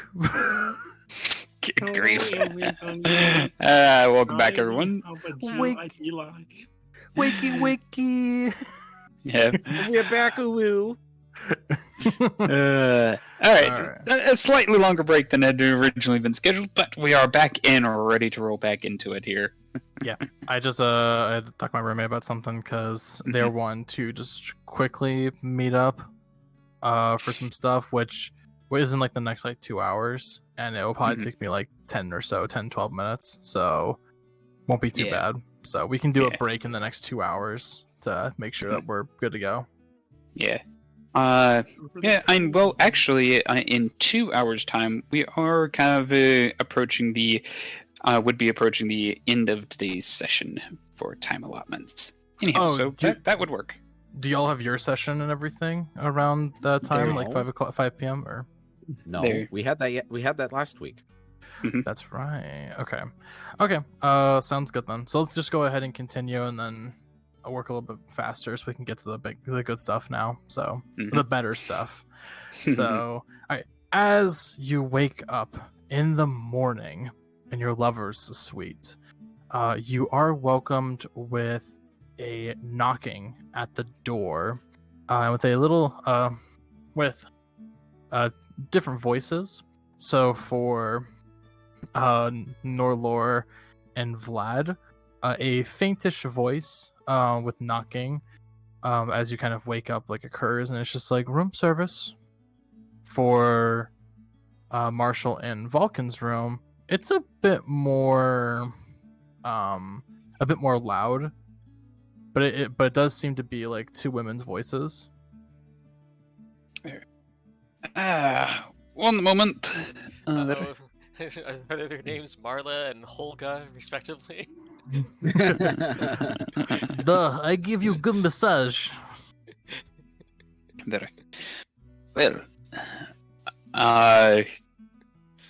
getting out of bed there.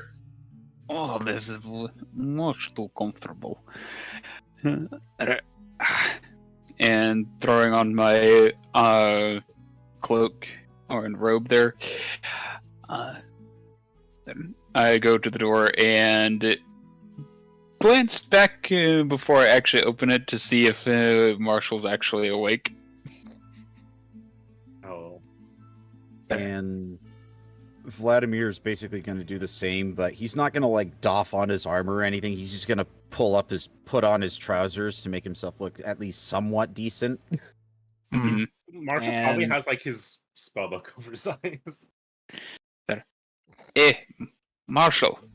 I don't know. Room service is here with breakfast and such, I think. Marshall has a little bit of ink on his face. There's a teeny bit where it says like detect magic, just very faintly.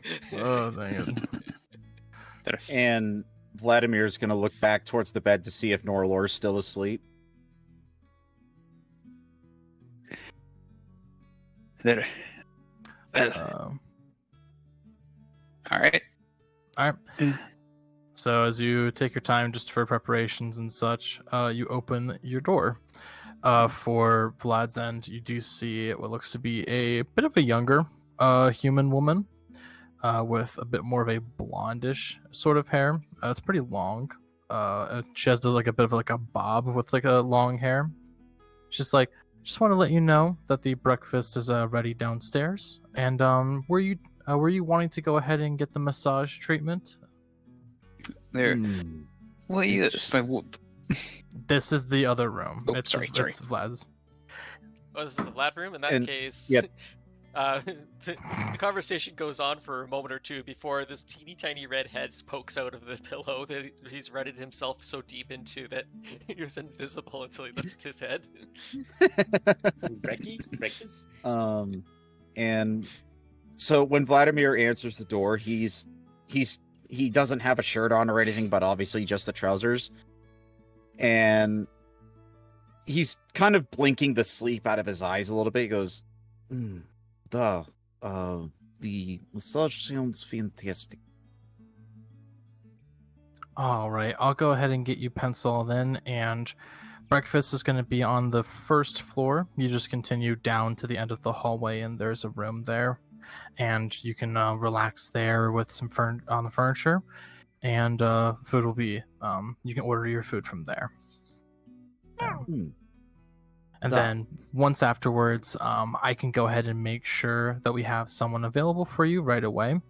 And you'll just be pretty much escorted from there to the massage rooms. All right. For the other end, I was unless going you to want ask to. real quick. Oh, yeah. Vladimir's going to ask the young lady there, going, I assume this is going to cover her as well, as he kind of points his thumb backwards towards Norelor. Well, since you went for the room itself, it is, included in the cost. So, All right, just wanted to make sure I understood everything correctly. sounds good then. Well, we'll get All those right. accommodations ready for you then. Thank you. Peering off to the other room now, you see a bit of a taller woman, who is at your door, and she's another human woman and such, but she has a bit more of like a brunette sort of hair, with a bit of curls going on, and she just kind of like looks at you and like looks you up and down, Valkin. It's like, ooh, I've never got the chance to ask good old Volpine question. All right. Well, good morning. I hope you're doing well. And I just want to let you know that breakfast is ready. So whenever you want to go downstairs, it's perfectly fine. And did you two want to go ahead and go for the lover couples massage? That is a lovely accent you have, Enderman. Oh, thank you, sweetie. I love yours too. What is it like? Is it a good old like box version or something like that? Well, it is from our nation across the sea. There are... well, but that is besides the point. Breakfast sounds lovely there, and as far as the couple's massage, well, drop the couple kind of thing there, and yes, the massage does sound amazing. Ooh, I can't wait for this. It's gonna be so exciting. You're gonna be more comfortable than a pig in a blanket. I'll tell you that. So, all right, you can go on downstairs and get yourself some food, however you please, and then you'll be escorted down to the massage location. Sweetie. So, if you have any questions, let me know, sweetie. And yeah, I hope you enjoy your stay. Well, thank you very much. And to stream there, I do apologize. It seems that my mic was muted for you guys. Bro, good job. Uh-oh. Muted your Good mic. job. Muted your There. mic, bro. Yeah, I do dislike how it does a universal mute or unmute there of my microphone, and yet for you guys, it is per scene there. I don't know why that is So in cringe. OBS. It's very strange. Yeah, talk about skill issue. Yeah, that is. I can help you fix that later, Dawnbreaker. It's because you have to make reference objects of your audio instead of copy pasties. Yeah. That might be it. There's something. Yeah, we can talk about that later. But yes. All right. Anyway, so she goes on down and walks away and everything, and so I assume that all of you are just kind of gathering your casual gear and everything, like casual clothes and such, and just making your way on down. Mm-hmm. Mm-hmm. Okay. Yep. So if you have any quick conversations you want to have as you make your way down to the cafeteria and everything, which is the spells figured out. So as I've No, I'm asking said, the main character. I don't know if anyone can alter their spells here. Oh, besides like Norelor, but like. No, I mean, did you like get them down like at night? Like, did he figure them out? No. So as I said before, break is that you made a little bit of headway, but you probably would have to spend some extra time, maybe like 1 more hours long session or so to get it. Okay. So just because there was some complexities of like, kind of interpreting different things and trying to get it down. Yeah. So, First time doing it and all that. Does Vlad or Nor put Paarth saddlebags on, or are they just gonna take the pseudodragon down with just his collar? I think it would probably be best with just the just the collar. Okay. And so unless if Paarth needs or does something else, I think we'll be good to depart from the room and lock the door behind us until we get ready to depart. Unless if they want the keys back right then and there, which I don't think it's quite there yet. Not yet. It'd be weird to give the key away as you're eating, and then also not be able to go back to your room to collect your stuff after before massage. So. Yep. But yeah, so you make your way down, and you're kind of guided into what looks to be just a really nice looking restaurant.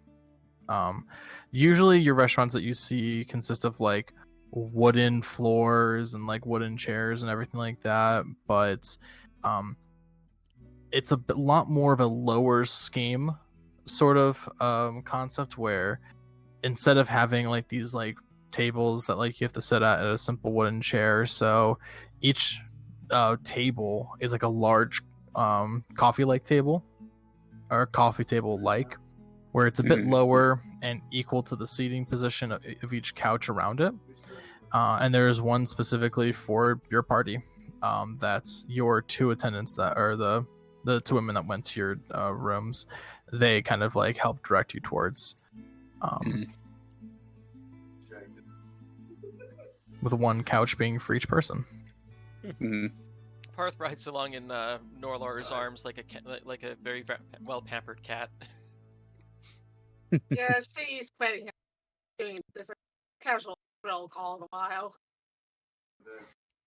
You seem a little further away from your mic than before, Norelor. Oh, that's because I forgot to put the mic back in place. Sorry. Here we go. Okay, we can hear you now. It's all right. That's a mood. All right. So, is there any sort? Oh, sorry. As we're approaching our designated spot, Vlad's gonna look over and notice that Paarth is all nestled and nice in Nor's arms, and just gives him a gentle pet on the head, going, "Oh, you look like you slept well." It's just the happiest little kind of churring noise coming from Paarth. It looks like he's got his little pampering happen for the last night.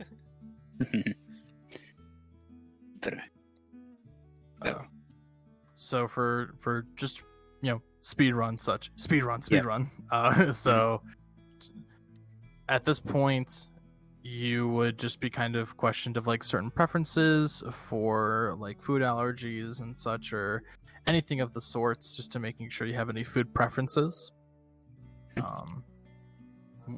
And then immediately afterwards, you are treated to a luxurious looking what looks to be a feast of just different sorts of arranged foods, and a breakfast broth that's showing there, along with eggs of different variety, and even just some standard meats and sausages, bacon, and all of the sort, that just, as you just kind of take one thing after the next, and eating it family style, it is just divine, amazing food. You can definitely tell that Paarth is interested, because his neck is at maximum length and little nose is just flaring like crazy. Yeah. The girl casually takes part of her sausage and gives it to Paarth. Pseudodragon quite happily takes that and tries to very carefully eat it while still staying either in her arm or down in her lap. It goes, "This food is great. My compliments to the chef." Oh, I don't remember last time I had good food like this outside of that other little town we were just out of. I keep forgetting name. You mean Phandalin? Yeah, that one.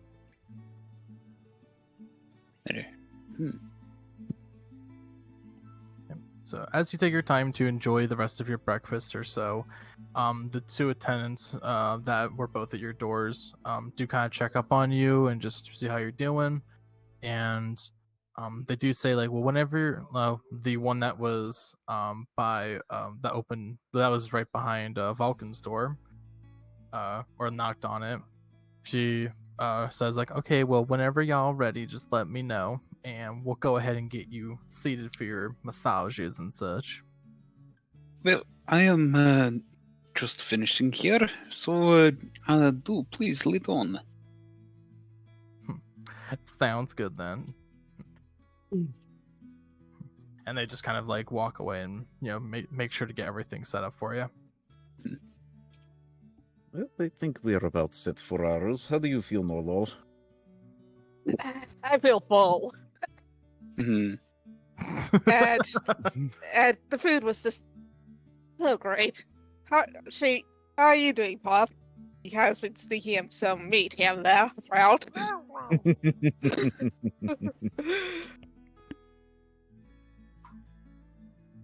All right, I believe it. Nor quite Oh, go ahead. clearly notices every piece of meat she holds down very quickly disappears. Yeah. Yum. Oh, you ready? Are you good to go, Paarth? Paarth Okay, there's a lifts Paarth lifts his head and looks quite willing to move. Alright. Well, let's go see what this is all about. Duh. Okay, so you make your way on over, or just so you're just calling back the assistants and everything, and then we're getting your massages. I Yes. do believe that's the plan for everyone, right? Yep, I'm waiting to see whether or not these people squish that cat or mini Drake. Okay. Oh, sorry, hold my mic got a little loud there. Give me a moment. Okay. There we go. Oh, that's a little too loud still. Okay. Alright. So as you call back your attendants, it is a very swift process of just some other sort of like bussers, like younger, young man who is basically just collecting all of the plates and such and walking them to the back room as to be washed, as the two attendants escort you to essentially what is a room in the far backhand corner,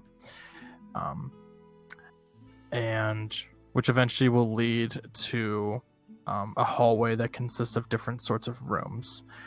Some of them are open, which does reveal to show like different sorts of just beds that are kind of risen up a little bit, with a little peek hole for a face to go through. And as you kind of make it near towards the middle of the hallway, each attendant stops by two separate doors. It's like, here are the little couple ones, and so you can kind of just go in there, dress to your comfort level, and then we'll be right with you.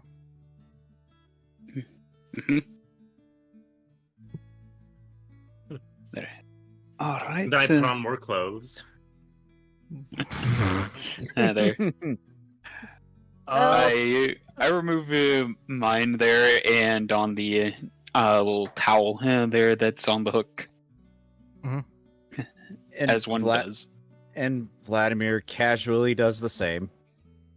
Paarth has never seen this before, so he's kind of looking back and forth between Nor and Vlad, just puzzled. He's never seen the party this lacking in clad armor. Well, she hasn't put on her chainmail shirt today at all. That's what I'm saying. He's never seen the party this down dressed before. Well, Marshall dresses more though, so No, I'm joking. I'm joking. okay. I get down to comfortable level. Which is about 3 layers deep. Dang.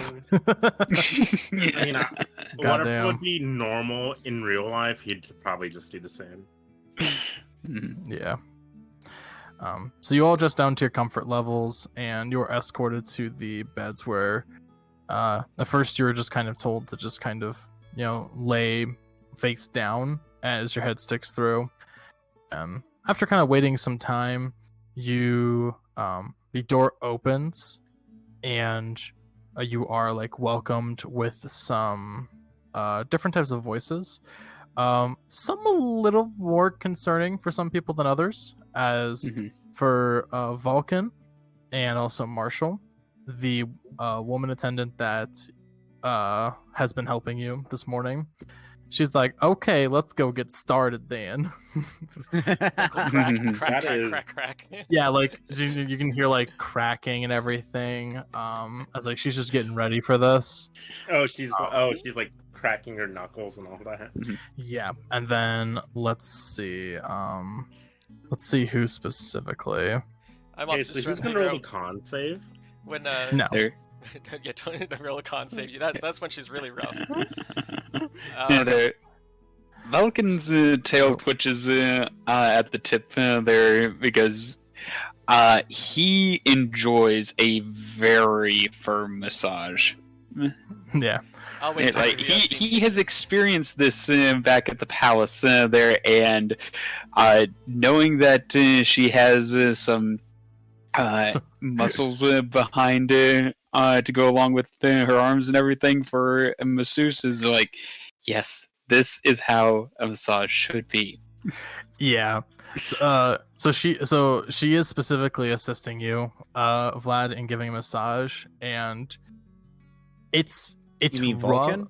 Vulcan, my bad. Yeah, Vulcan. And it is like definitely like a bit more of a rougher massage, like just the way that you remember it. It's also sometimes a bit too rough, as you can sometimes just hear your back cracking a little bit as she's just pressing in really hard and getting all the knots. So is just a moment there, please. There, you can get that rough in a moment there.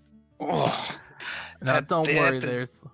I may got hands like a good old gorilla, but you know what? I got myself a good old massaging masterpiece. All right, I'm like a genie in a bottle. Once you took me out, I ain't getting back in.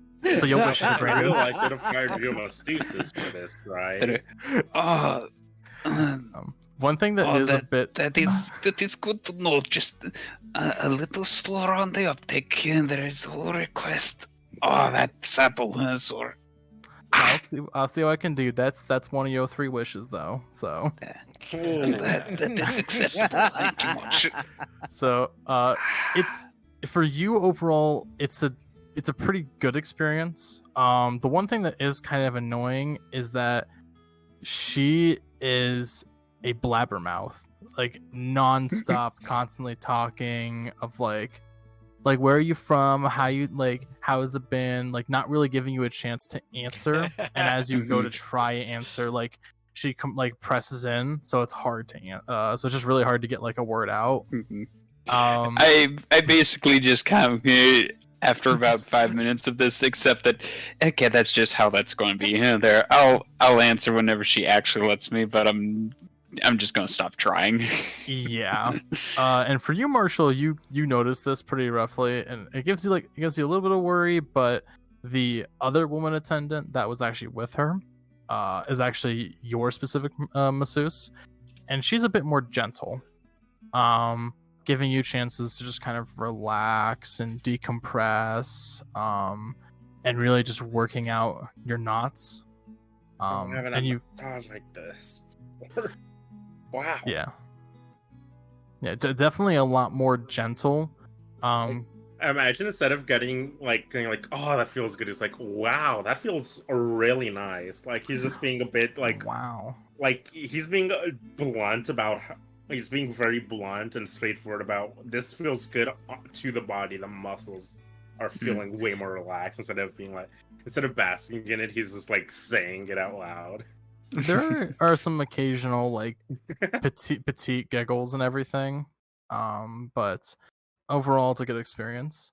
For the other room, a little bit of a worry kicks in for you specifically, Vlad. Not for you, Norelor, but probably for you, Norelor. I'm not too sure, but as you get yourselves comfortable and everything, the door opens and You are warmed with a bit more of a firmer masculine voice.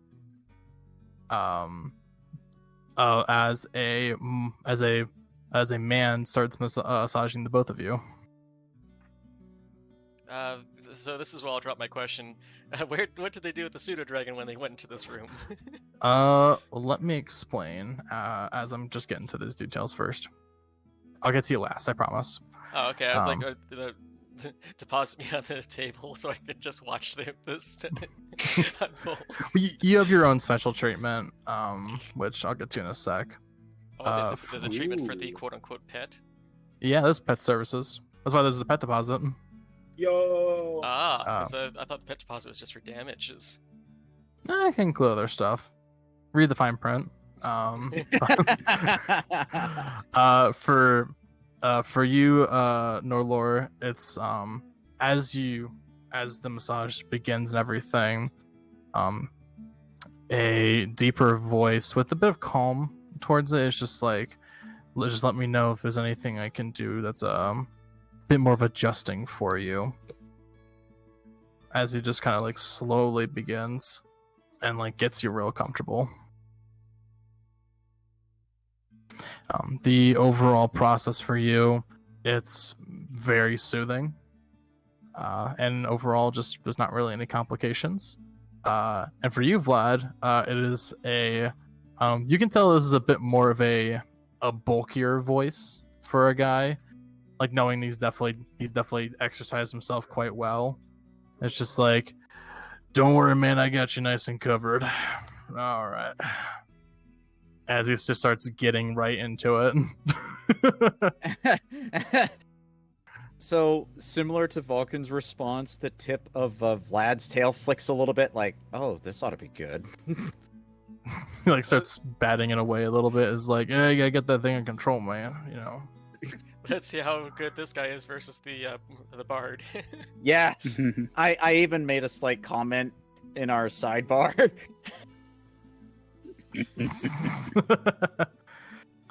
Let's see for you though. So as this kind of begins, he starts pretty rough, but he is very careful with your fur. As like, instead of just kind of being like palms and like fingers closed and everything, as he's kind of like pushing in and like helping you decompress and such, he's splitting his fingers across as to that way the fur kind of goes in between, making sure as to, you know, not cause any like discomfort in that area. With it, if he were to like rake his hand back, like to the point where the nails kind of dig into the, like, scratch at the skin a little bit, there'll be like a slight shudder of like, oh, that feels good. Oh, mama. Oh, mama. Overall, it's a interesting experience, but it's a good one. And they kind of help you with like stretching it out a little bit afterwards, as like, you know, not to cause like further strain. And you feel really rejuvenated. So, congrats. That was lovely. Thank you very much. And you said that there was the hot springs after this? just trying to get back in the voice. It's just like, yeah, we usually do try and get a little bit more situated afterwards, but I can definitely get that going if you want to write that up as well. There. Well, I would certainly like to visit it, but you all know the timing. That are perhaps best. Okay. Well, since you did pay for the full experience, I can go ahead and just we can either credit that back for you with your deposit, or we can go ahead and also just go ahead and give you a ticket. So next time you stop on by, then you can go ahead and just exchange the ticket for a hot spring service. There. Well, let me see here. glancing over to the others. How do you feel? Hot springs now, late, or some other day, or perhaps none at all? They seem to have a policy of refund of the unused hot spring. I don't mind doing a hot spring right now. I don't mind either, but there is one question that I want to pose before we do. Would there happen to be a sparring ring nearby? I don't know anything about that, but I mean, I know that some people usually they just if they're going to be training and such, from what I've seen from people, they just usually go out of town and go into the woods and such. Okay. Well, perhaps perhaps a courtyard, or something like that. Let's see. When It would might be be. when would be next available time frame for hot spring then? We usually can kind of pencil it in on any time prior to the evenings, aka for them around 8 o'clock when they close. So if you want, we can just give you a ticket for it, and then anytime between those times, we can go ahead and get that ready for you. So at that point, Vladimir looks over to Norelor and goes, "Well, would you like to practice sparring now or after hot spring?" It's going. I think it'd be better to do the hot spring after.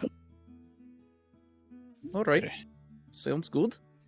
So Norelor and I will take ticket, and we'll definitely take advantage of it later in the day. Da? Let's see. Question to DM. Does the inn slash bar area have kind of a courtyard-like area around the two buildings? Unfortunately, not really, as it's just kind of like the best way to explain it is like it's kind of like if a smaller building got like an extension or to a larger building, and so that's kind of what it looks like from the outside. Okay. Back area or side lawn sort of area, or is it butted up against streets and other buildings? So for this particular area, the only real back entrance as such would be the hot spring area, which does have like its own personal bit of shading, as you've seen from like different like drawn art and everything from the halls and everything. Should I ask what happened meanwhile for the pseudodragon? Yes. So for the pseudodragon, there was a specific masseuse, and she was just like, "Well, hey there, little guy. It's like being really gentle with you, and like it's like mind if I hold you for a moment?" And like sends her arms out like with like a non-hostility. So basically, Norelor put Paarth down on a table or something, and Paarth's basically looking back and forth between Norelor and Vlad laying down, and this Marseuse kind of looking a little uncertain. But he allows himself to get picked up because he doesn't move away or anything. But when he gets scooped up, he does make this little uncertain. Yeah. This other person that comes in is a fairly younger woman as well. And as she just kind of picks you up, she puts you in a really comfortable position, and you do see that like she just starts to kind of pet you a little bit, and like searching for like any specific spots until like she finds like your more comfortable areas, and she just kind of focuses on those and really just like pets you and gives you comfort the whole time. Once Paarth realizes that he's getting nice pats and rubs, he seems to almost melt in her arm, allowing her to get better access to his tiny little body. Yeah. And she's very gentle and careful with you as that happens. Even like at just certain moments or so, just she like digs a little bit in, but it's not like really like rough, but it is like more like makes you more cozy. As she basically just finishes and everything, you feel a bit more like you feel relaxed. Oh, And then the conversation of the hot spring, of like when to do the hot spring, becomes available at this time. So question becomes, do you guys want to go to the hot spring now and spend some time there, or did you want to do other stuff while you're here in Neverwinter? There is the thing that Vladimir and Norelor were going to spar so that Vlad can help Norelor better grasp the stances and techniques that was explained last night. Okay. And if there is actually a decent open space, like nearby, even nearby the inn, Breaker just mentioned this on the on our group chat, could also be a good little show for those who wanted to watch. You probably have to go outside and take a look around and see, but you could honestly investigate and double check. Okay. Let's do that then. Yeah. So I would say for extensive purposes of getting it going is that you all collect your stuff from your main rooms, and you're able to just kind of like look around the small area that you're at in Neverwinter, and it does look like that you are around the what looks to be a circle with a fountain, like a big like water fountain and everything in the public grounds. So there are like a couple of like a street performer or two that are out there like just doing like silly fun tricks and everything. So there is actually some room that you might be able to do some standard practice with. Though it would probably be weird just to randomly fight in the middle of a courtyard. So, because you do see that there are a couple of guards that are just kind of like looking around and everything. So, Vlad's actually going to approach one of the guards, and he's just going to ask them straight up, like, "Okay, so I have partner here who we would like to do a quick spar. Is there a good place to do so?" You're looking to spar, eh? Well, this is one of our more commercial and commercial squares. If you actually go down a couple blocks, there is a essentially training facility you can go to that will help with being able to do that. Ooh, perfect. Yeah, Thank you. One thing I do actually want to mention, as I forgot to mention this as you exited, you can tell that time has definitely passed a lot faster than you thought, as what felt like it was the very beginning of the day now seems to be approaching midday as you step outside and you kind of look around. By the way, Paarth ends up being rejoined to Norelor, and Paarth seems to have the consistency of jelly. She gently strokes him. Did you enjoy your experience there? There's just nothing but churring noises from Paarth to the point that he just sounds like he's full of gravel. Oh, look at him. Look at him. He's comfortable. He's happy. Alright. So what would y'all like to do? If Valkin and Norelor, or excuse me, if Vladimir and then Norelor are going to do a little bit of sparring there, I'd like to go ahead and work with Marshell to finish up copying down the ritual and everything. Yeah. Okay. And do you want to do that like back in like the main room that you have, or do you want to do that like in the square that you're at right now? So you two want to go to the hot springs? No, I was just joking about doing it in the hot springs. Oh, okay. Sorry. Okay. Just don't drop book in water. Oh, That's there. what Marshall demonstrates. It's waterproof. Dunk, dunk. No. But I don't know about your book. I know mine is very magical there and would be waterproof, but Mine is very much not. I need to get an actual. There's a specific spellbook called the Enduring Spellbook that is quite literally everything proof. Is that in character or out of character for that part? Both. So in character, okay.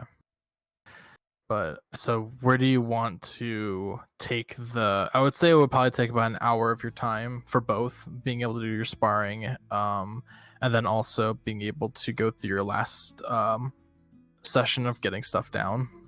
Mm-hmm. There, yeah. We can do it back inside or even at the edge of the sparring ring. There. That works.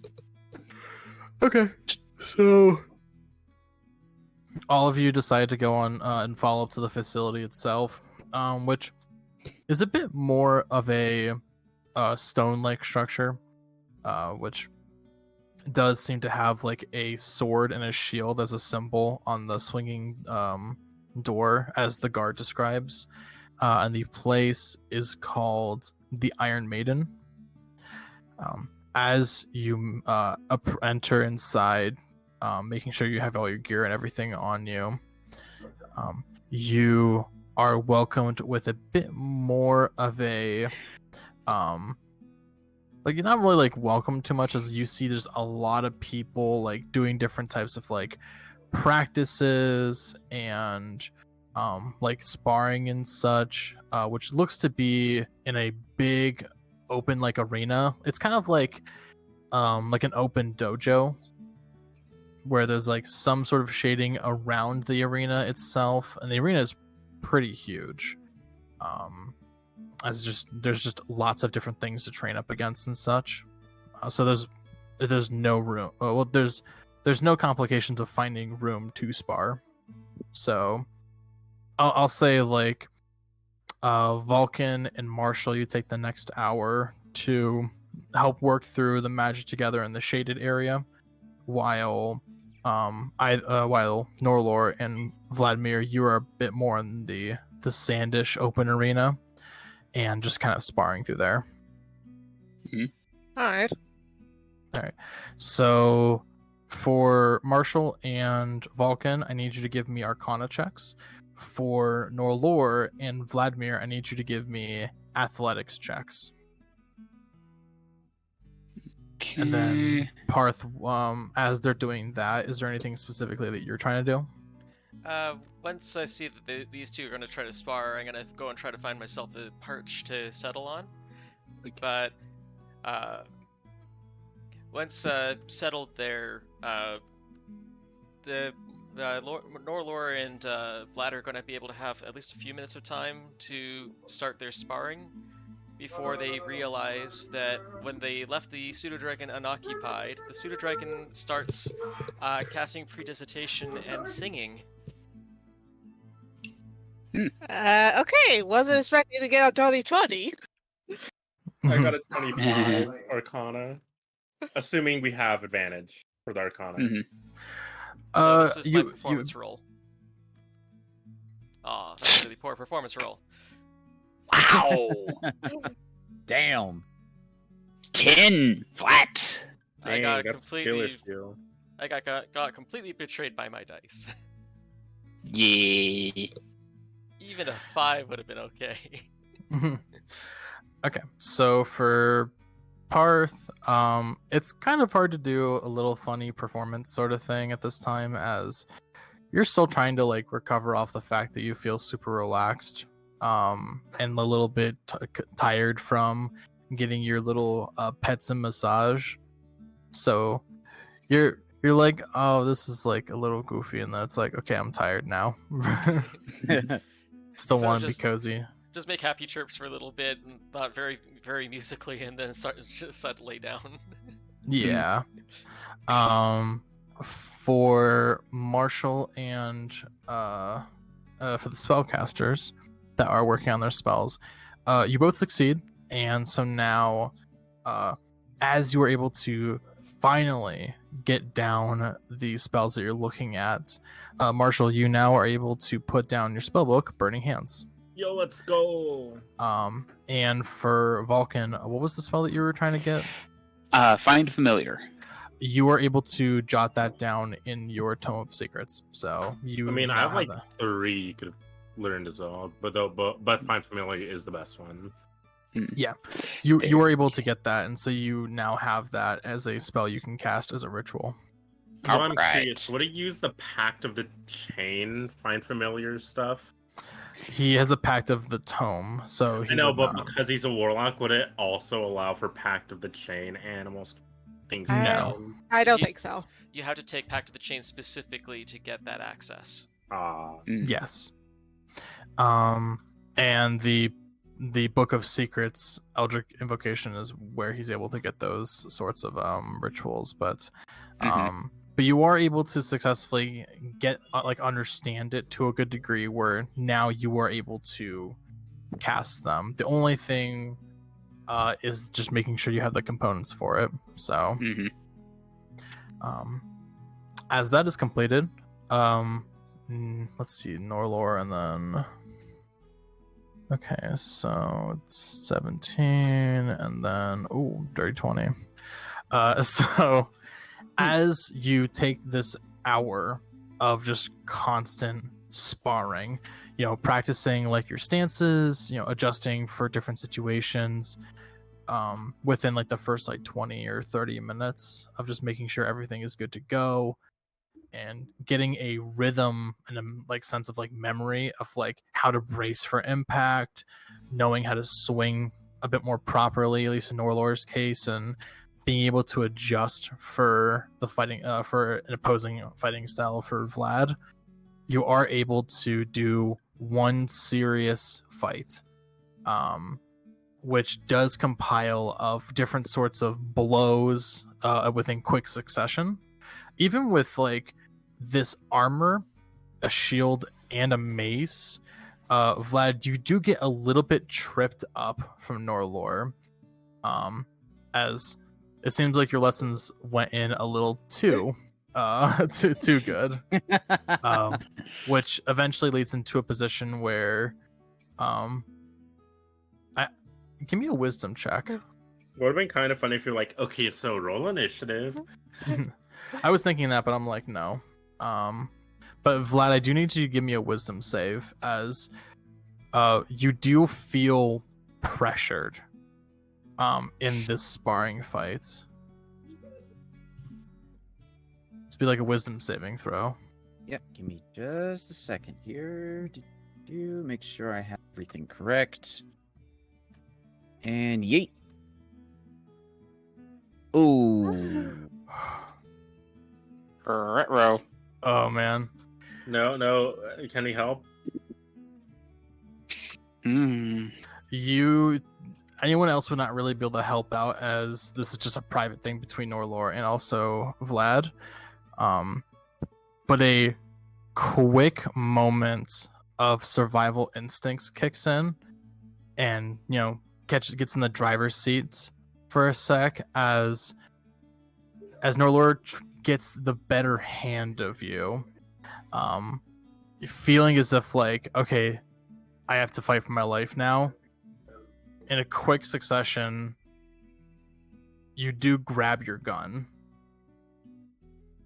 Wait, wouldn't in a sparring session they have just used sparring weapons and set the real ones out to the side? That's what I was assuming. Yeah, That's what I was don't think assuming. you guys have your weapons on you. Yeah, that would make sense okay. for a friendly sparring session. Okay, I wasn't too sure if you were going to be using your weapon specifically, or if you're going to be using like different ones. Then that would have been a miscommunication on everybody's part. Okay. So yeah, I was under the assumption of sparring weapons like wooden swords or what have Okay. you. So rewinding a little bit, I'll still have you do the check. We'll go with the results of that check. As you're using like wooden stuff, at one moment, just a bit of the like warrior instinct and survival instinct does kick in, as naturally you would grab for your gun, realizing it's not there, and due to your positions, Norelor is able to pretty much sweep your legs, and you hit your ground. You hit your back on the ground. And that would probably snap Vlad back to reality. Back to Yeah. reality. Is Paarth paying close attention at this point, or did Paarth completely doze off? You probably would have dozed off a little bit, but then as soon as you hear someone hit the ground like that, you probably just wake back up a little bit. Okay, in that case, seeing Vlad landing on his back like that would get Paarth's attention. Paarth's now paying attention to the fight again, or the sparring again. Oh, that was good. That was really good.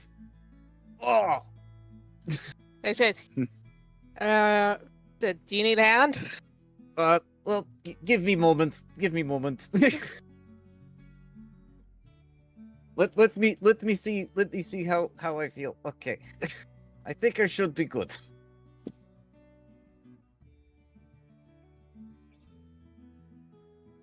Alright, as you kind of get back on your feet, you do continue with just a little bit of extra, like another serious fight. So go ahead and give me another athletics check.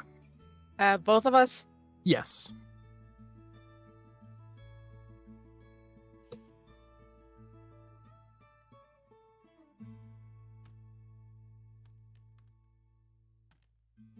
Ooh, that tripped me up a bit. Yep. Mm. So, Vlad, as your kind of last minutes of sparring do kick in, feeling a bit winded and wanting to be a bit more cautious, as even though you didn't really have your gear on you, like knowing that like at any point you could turn a gun on an ally like that, just kind of freaks you out a little bit. Just primarily to explain it in purposes of like a PTSD sort of thing. Yep, that was like what I was That's what I was initially thinking. Yeah, just for clarification purposes. You try to be a bit more cautious and everything, but being still winded from hitting your back, plus with that, does eventually lead you into just being knocked down again, but a lot quicker. Even with the simple bashing of a shield against you, as Norelor uses her full force and just sends you back like 5 feet onto the ground. The two of you, well, actually, I don't know how this would work, passive perception and whatnot. Paarth quietly moves into position a little bit closer by. Oh yeah, I know, it's my stealth versus their perception. Yeah. So I would need like both Norelor and also Vladimir's passive perception. Well, so from your position, Paarth, you're like on a post that's like probably around like maybe like 10-15 feet away from them. I was expecting myself to be a bit farther than that because I was going to move within 10 or 15 feet. Oh, okay, yeah, so that'll be the case then. You're just on a different post still watching and you'll sneak up to it. Yeah, in that case, I rolled a 22. I think I succeeded. Yeah, they're too focused on their sparring at this point for you sneaking up. So in that case, this will happen then. So midway through during your spar, the air around you feels funny, and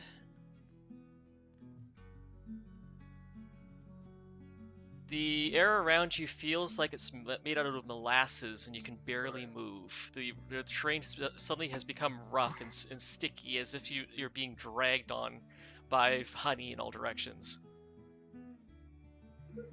Oh, did you cast Nathir's Mischief? I did. So I would say at this point when you cast it is when Vlad does hit the ground. And suddenly it is very sticky. What the? Okay, who cast that? What? Why am I stuck? You can hear chittering noises from over one of the posts. Norelor would look in the direction. You can tell that that your Paarth must have done something. How you fun there, Paarth?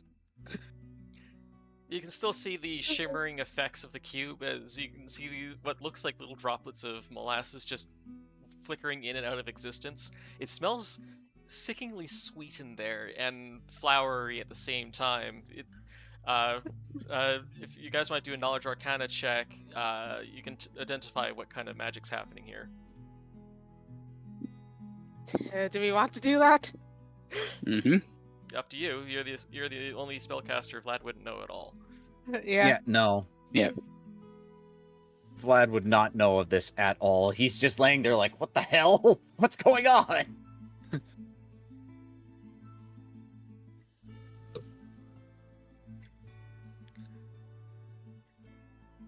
A 9. So 9 to identifying a really old spell. Your call. I would say with a 9, it's just hard to tell. You can at least tell that a spell that does restrict movement in some way, or at least slows it down, is being casted, but it's hard to tell what school. I was about to say, would you be able to tell which type, like which species origin? No. Okay. It is easy to tell that you are the person casting it, but besides that, like any specifics with that roll, it's hard to tell. The other part is once you start noticing that it's Paarth doing it, you'll notice that Paarth is chirping a very, very old song that actually both of them would be able to identify. Nora would be able to identify it as sounding like ancient elven-like, and Vlad would be able to tell it's very ancient fae-like. Because Sylvan, right? It's because of the Sylvan, because of your background. Yep. The music sounds like an ancient Sylvan style song. Now, That's I do wonder curious. if oh, go ahead. No, just that was it. Vladimir's just gonna go like, well, that's curious. Yeah, I'm wondering whether or not at this point there, if Valkin would notice. Well, Norelor just casually try to help Vlad up and at least get out of the area. I was about to say, should I roll for the second effect? If you want to, go for it. Oh, it continues to just be sticky. By then, I'm assuming that you two have left the that roll doesn't count as trying to delete. I'm assuming by that time you just walked out of the cube, in which case Paarth dismisses it. Yep. Yeah. As soon as you leave the cube, though, you do notice that all the molasses stickiness just is gone. You're perfectly clean again. Neat smell. That's a neat little trick. As Vladimir goes to brush all of the sand and dirt off of him. You did good, Norelor. You did very good. Yes, yeah. Thank you for the lessons. Well, Vlad. Paarth still looks all proud of himself for playing the trick. What? And then a slight brief moment of concern comes across his muzzle. Just for a brief moment. Like, it would almost be enough for a perception check. If you want to do perception, then you're more free to do so. Paarth's just going to simply miss it. He's busy now fluttering over, so. Okay.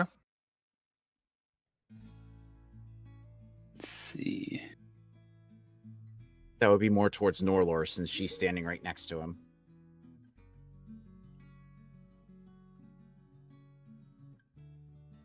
So whatever the spell was, the least you'd be able to identify is it was a non-offensive spell, which is frankly odd, considering how few spells are non-offensive. Mm-hmm. Yeah. All right. Well, is there anything else that y'all want to do while you're here, or?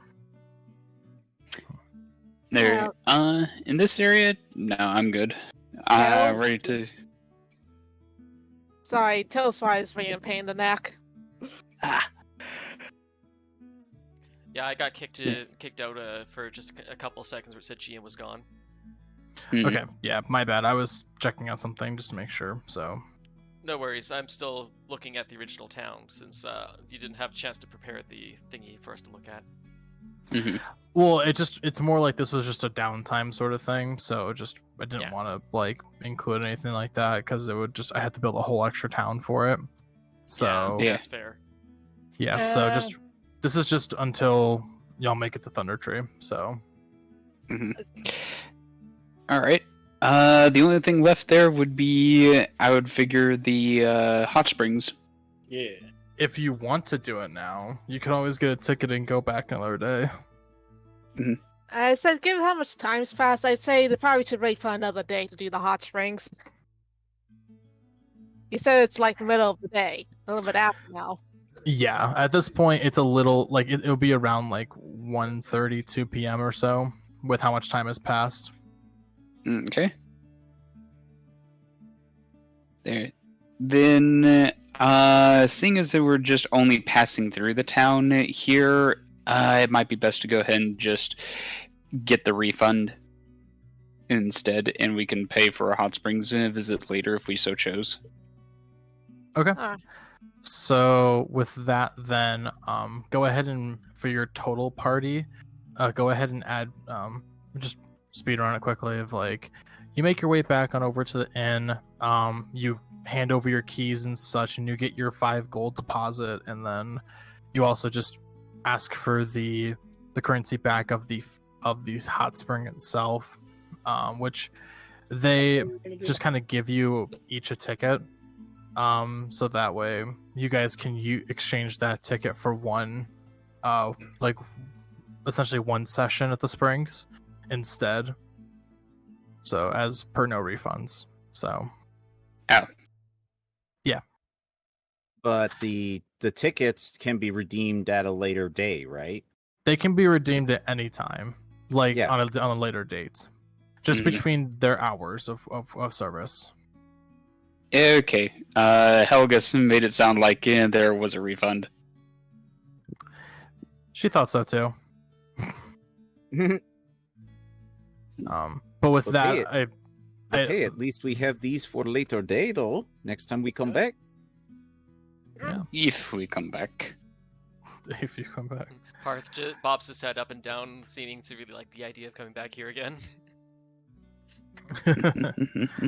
All right. Whoever's the maid of the room once we've like got all of our stuff and left is gonna be very confused when they find a pillow with a pseudodragon shape, like pushed into It's like, huh?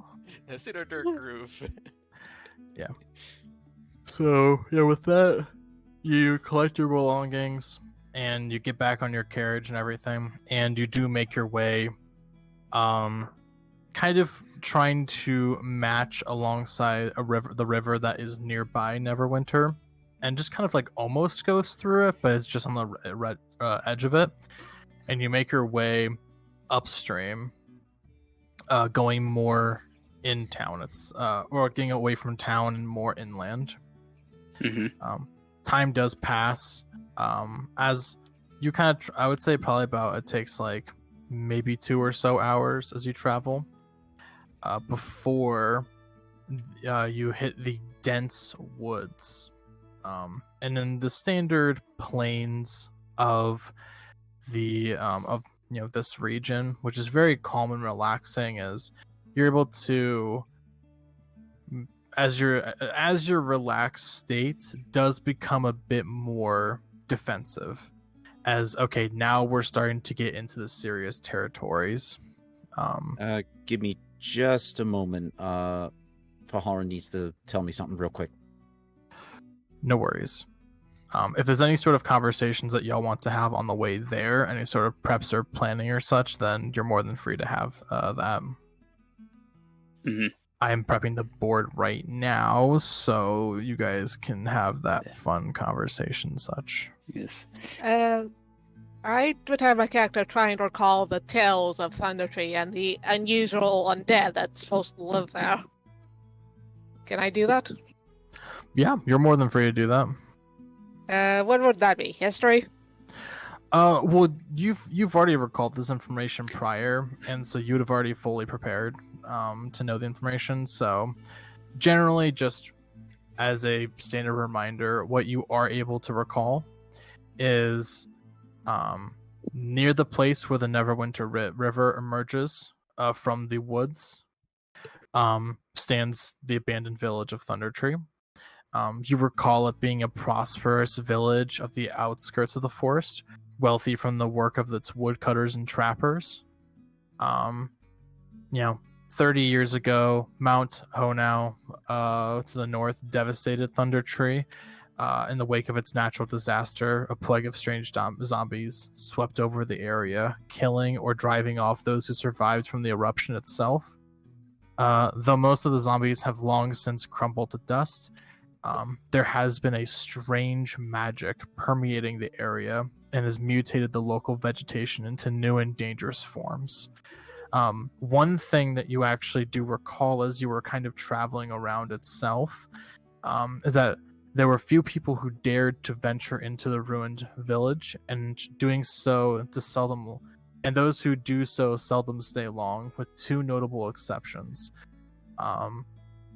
As you have, as your tales of hearing of this druid that enters on in, the name of the druid is Radoth, that you would see, and you've also seen a couple of people that have had some hoods, like dark black hoods with purple outlines, along with some blackish and silvered and golden mask entering in. This is entering into the city here. It's these are tales of which you've heard on your travels, of like especially in Neverwinter. So these would be things that you would just kind of hear off and everything about the local area itself. Gotcha. That there have been some reports of like as like you're leaving here, so it's like, oh, where are you heading off to? And it's like, oh, we're going to Thundertree. It's like, Thundertree? That's a dangerous place. I've seen these sorts of people around here before. So just kind of like off things or so that would have been said and asked. Just because, you know, trying to speed everything up and making sure to include as much like side stuff as possible. Okay, I'm back. What up? So real quick, did the sparring do anything for Vlad and Norelor? I will say not just yet, as this is your first time sparring, but I feel like that if you were able to practice more often and hopefully learn some, like you might be able to learn some new techniques of your choice. Yeah. Okie dokie. So let me just go ahead. Yeah, unfortunately, Paarth could only be a cute little pest, but he was able to at least thoroughly relax, which is always good on its own accord. Yes. Yeah, and I'm just trying to get a good sort of music going on for this and just compiling the board. But Norelor is able to recall just a lot of information about the area itself, just being told stories from her youth. In addition, with Marshell occasionally chiming in about knowing stuff about tales regarding Thundertree. One thing, Vlad, that you might have missed is that there now, as you were leaving Thundertree, before like your hours of travel, you were able to hear from the guards as they like bid you adieu that there were some reports of more than just just a druid entering in every so often, but recently there have been reports of seeing black hooded figures with purple outlines and with some mixture of like darkened silvered and golden mask entering and going in that direction. It's a little left field, but just thought I should mention it. Did they ever get their deposit back, or was part of that deposit taken for the pet massage? You got your 5 gold back. Mm. As we make our way on over to the new board, which I don't think we have everybody. I think we're missing. At the moment, I see Norelor. none. Oh, maybe I just need to jump to Paarth. Nope, I cannot jump to Paarth. They don't exist yet. Okay. That's on my end. Same. Yeah, Yeah, man. you're there on my end. Yeah, I can see all. The only person I can't see is Renewza. We're at the There we go. far west end. Yep. Yeah. You Yeah, may bring it over need to to your adjust character. your clipping. Is that what's it? Yeah, my clip. I'm gonna leave the vault real quick and come right back, see if that does anything. Okay. Yeah, if you just There we like click go. on your character and everything, you'll transport it over.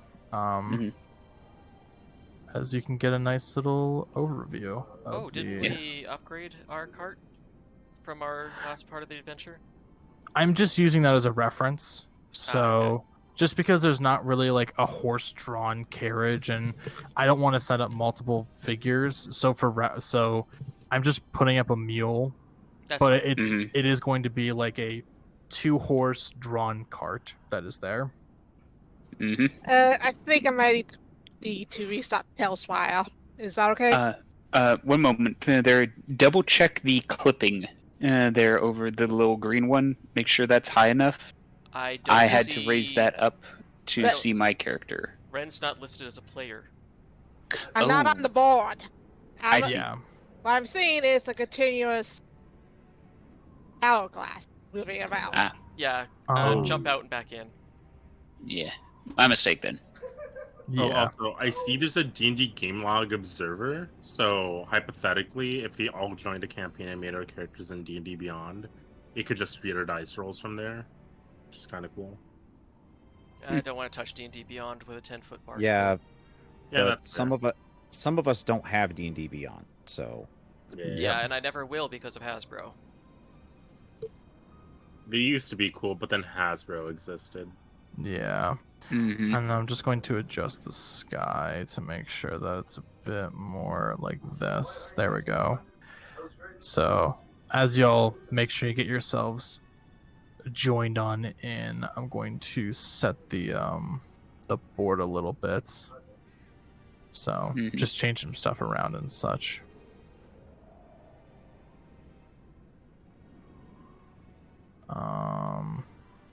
Which I will say with like a... There we go. Weird, the skybox turned into a gray mist. Ah, Yes. that's why. That's a part of it. Mhm. That's what I'm doing. for a brief So- moment, I was able to see trunks of trees under the earth. Yeah, it's for some reason they made it on an elevated platform, which is like, okay, why not just put it on the floor? But you know, I mean, I Um, could see it as them trying to make, small, very small bushes. true. And then I'm just Right. going to change the apply to the game board so that way y'all can see it a bit more. So it should be like Fancy, purplish with like some white fog. Yep, Mhm. the shader's definitely Mhm. changed. Alright, can you access me now, or? I still don't see you, but let me see if I can summon players to the board. There we Something go. happened. There There you we are. go. Hey, let's go. So just to check, this is still the same day. We left around noon, and it's become evening-ish, right? So you've left around like 2 o'clock roughly. And it's only been like, so it's around 4 o'clock now, but the atmosphere does change as you make your way into Thundertree. Instead of having the nice, simple, like springish, like sort of weather, the atmosphere around you does change as a bit more of a eerie fog kicks in, giving off like hints of purplish as to kind of show the radiation that resides within the area. And gradually, the trail becomes an old, overgrown lane winding between dilapidated buildings, choking in vines and brush. Ahead of you is the middle of the settlement, rising a steep hill upon which stands a stone tower with a partially collapsed roof and an adjoining cottage. A dirt road hugs the base of the hill and wends its way between old stone houses, many of which are roofless ruins with interiors open to the weather. Other buildings appear more or less intact, and the whole place is eerily silent besides the occasional wind. A wooden sign is nailed to a post nearby, which would be right in front of you. It reads, "Danger. Plant monsters and zombies. Turn back Oh. now." Land monsters? Heck yeah. Fire's gonna be epic here. Goody. Yep. I'm sure one of you guys are going to read that out loud. Well, wonderful. This place is apparently so infested with plant monsters and zombies, they had to put up a sign for it. Let's be on our guard, everyone. And quiet. Plant monsters? Zombies? What they will think of next? Am I allowed to change that one? Actually, is burning hands or scorching? Is scorching ray or burning hands better? One of them is for close up and hits bunch of people if they're packed up. The other one is choose 3 targets. They're up to a long distance away. Ooh, okay. Yeah, it's whatever your call at this time. Mm-hmm. One of them does guaranteed damage that can be cut in half in a confined area. The other one does, well, can you hit him?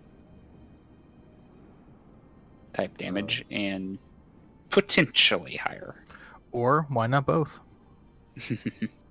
So 5d6 versus 46. Wow. Thank you. Thank you, D&D level scaling. Alright. So I see my group carefully proceeds.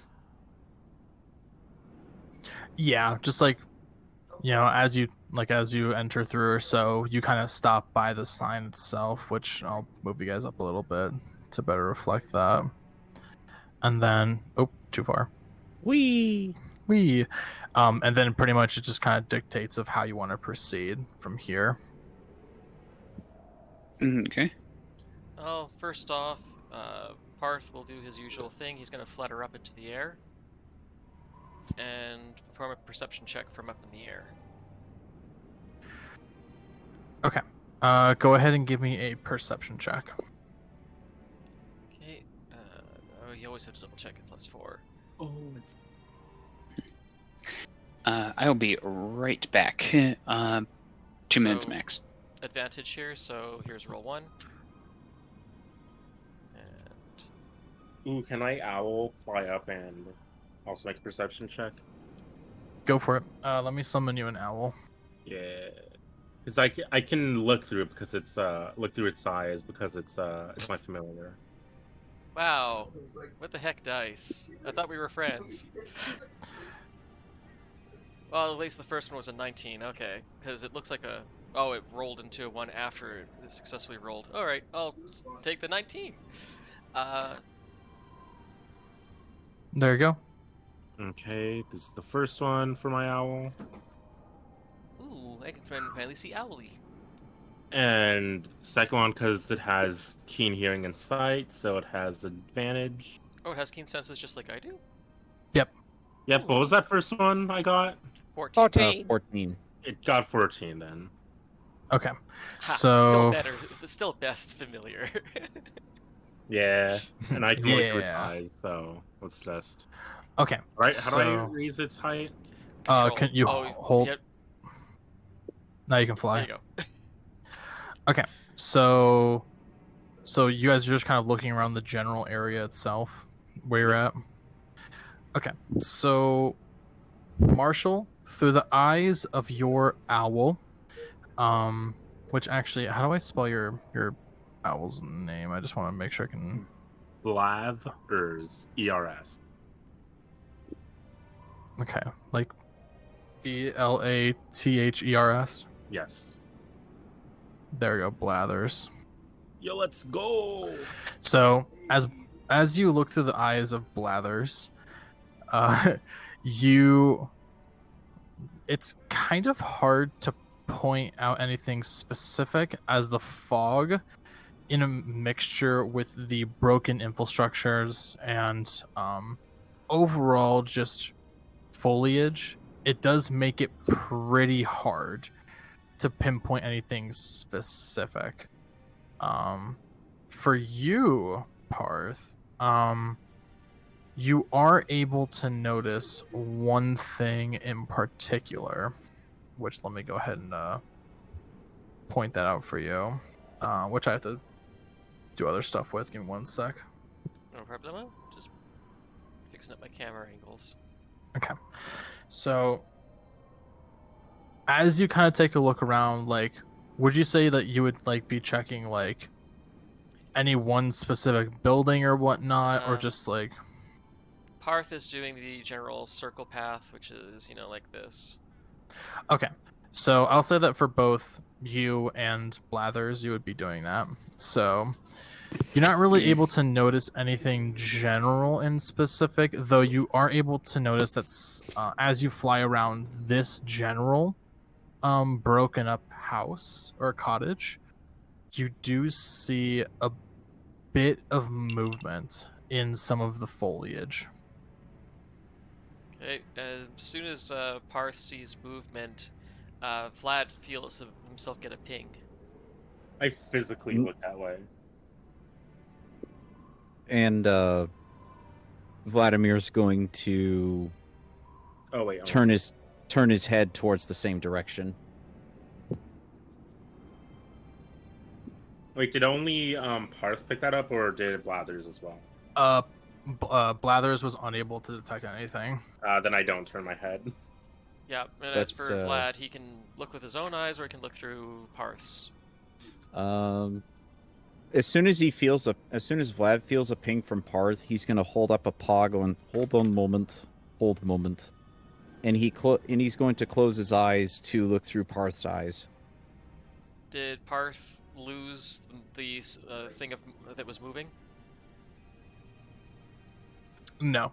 If you're still within that general area, one thing that you are able to notice is what looks to be shaking in the woods, in the area itself, is what looks to be a plant-like creature that is just kind of waning back and forth.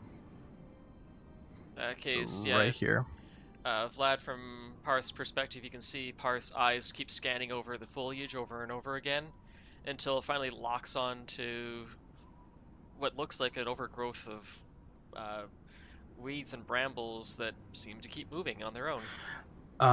For like a better appearance, it does seem to look kind of like I'm trying to find the best way of describing it, but like it resembles a small leafless walking plant. And it did look like it originally was hiding itself by rooting. Well, this one's a bit taller. So this one definitely looked to be like a branching tree in some regard. But this one specifically looked like it was originally rooting itself among the other plants. This does get Paarth a little perplexed, so Paarth keeps circling above here. So effectively he's just doing... Yeah. I forgot how to do the little pokey majiggers, but he's flying around like this. Mm-hmm. Yeah. Looks like Paarth caught something in this building right here, as he points to the building right next to us. There. Alright. Any sign of a druid around here?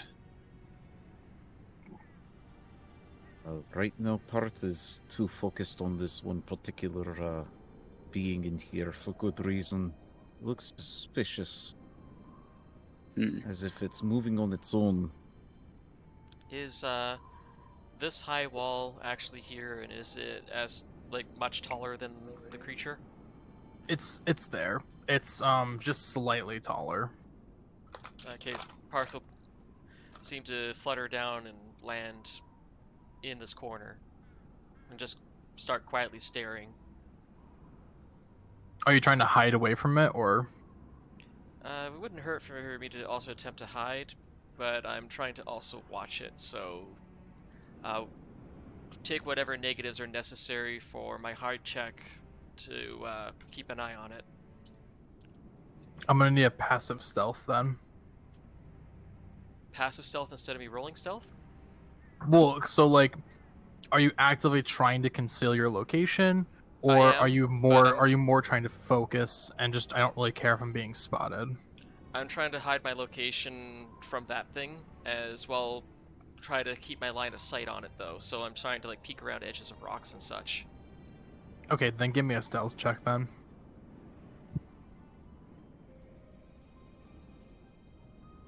Nice. Yeah, you're good.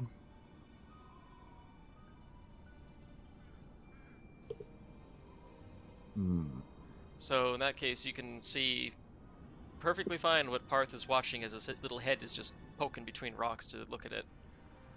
Is this thing still just seeming to be rooting itself? It looks like it's trying to, in some regard, and as it does, it just completely stops moving. And at that point, you can easily still tell that it's some sort of plant-like monster, but it's completely stationary at this time, so it does look to be completely still. So once it seems to be still, Paarth will start looking around himself to make sure nothing else is moving around him. Not really able to locate anything else besides the general leaves and everything like that in the brush, but that thing is the most prevalent. Okay, in that case, Paarth stays put until something happens. I'm gonna let the party get closer. Okay, so what I'm seeing through Paarth's eyes is it looks like it has taken root inside of other building here. So I don't know what that means exactly. But if we are careful and if we are quiet, we might be able to sneak by it. Alright. And see if Paarth can scout the head a little further. If we don't want to get surrounded by these things. Look, we also have Marshall's as well. We have Marshall's owl. Yeah, Lathers, I guess, will follow Paarth. There. Alright. I redirect my question to Marshall. Can you have Blathers look a little further?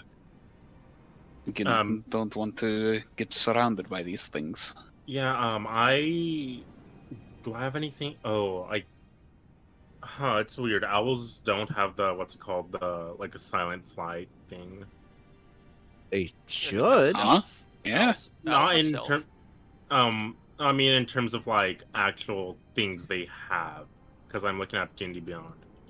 I'm gonna look that up in D&D 5e reference because I remember the whole point of owls is that they're silent flyers. Yeah. I think that's a thing. I'm looking. I think that's why they got a good stealth. It's to represent the ability to fly quietly. Mm-hmm. Yeah, stealth +3. There you go. Oh, I mean, yeah, but So I roll a was talking D20 about plus like an stealth. actual like thing they have, like an actual explained thing.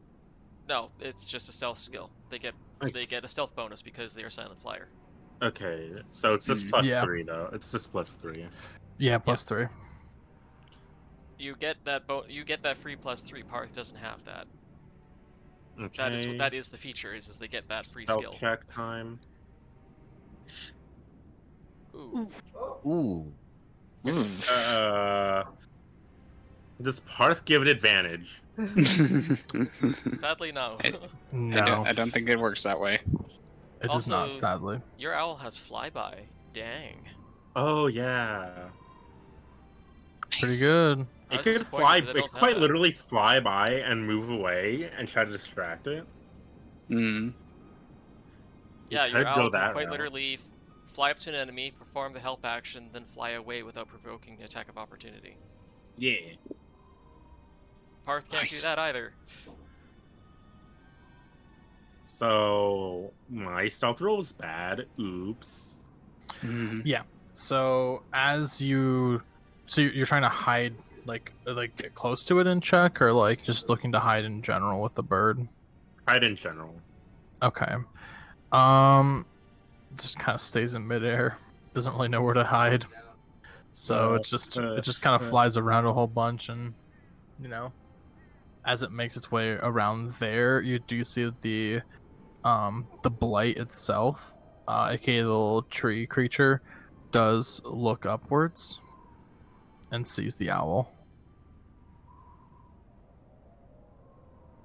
Paarth, will remember this. And Hey, it's his first day. It's his first day. There. Give him a break. And Vladimir, seeing this through Paarth's eyes, he's gonna whisper softly towards Marshall, going, "Careful, Wait. Marshall." Can I give it the help action because it's a familiar? You'd have to be within 5 feet of whatever you want to distract. There. Well, I just I'm looking at it. Marshall, seeing as how the owl kind of alighted rather roughly there and just fluttering about a lot, can you have your owl fly off in that direction there to the south? Maybe Yeah, circle just, like, back fly. around? Yeah, I come out of the trance. Yeah. Very good. Besides, him being in that Oh. him being in that position there would not do good. They're seeing it start to come back. No. Back No. I'm out, just doing this towards- for character stuff, where it's like this is Okay. it flies around to try to get its attention, then it flies out. Better. Okay. I didn't. Whatever. Because we need your owl to scout ahead. We already found that one. There is no need to have your you meant owl like that. You meant like look that. at him. Okay. Yes. To be oh, I didn't know you meant That- like that out of character. No.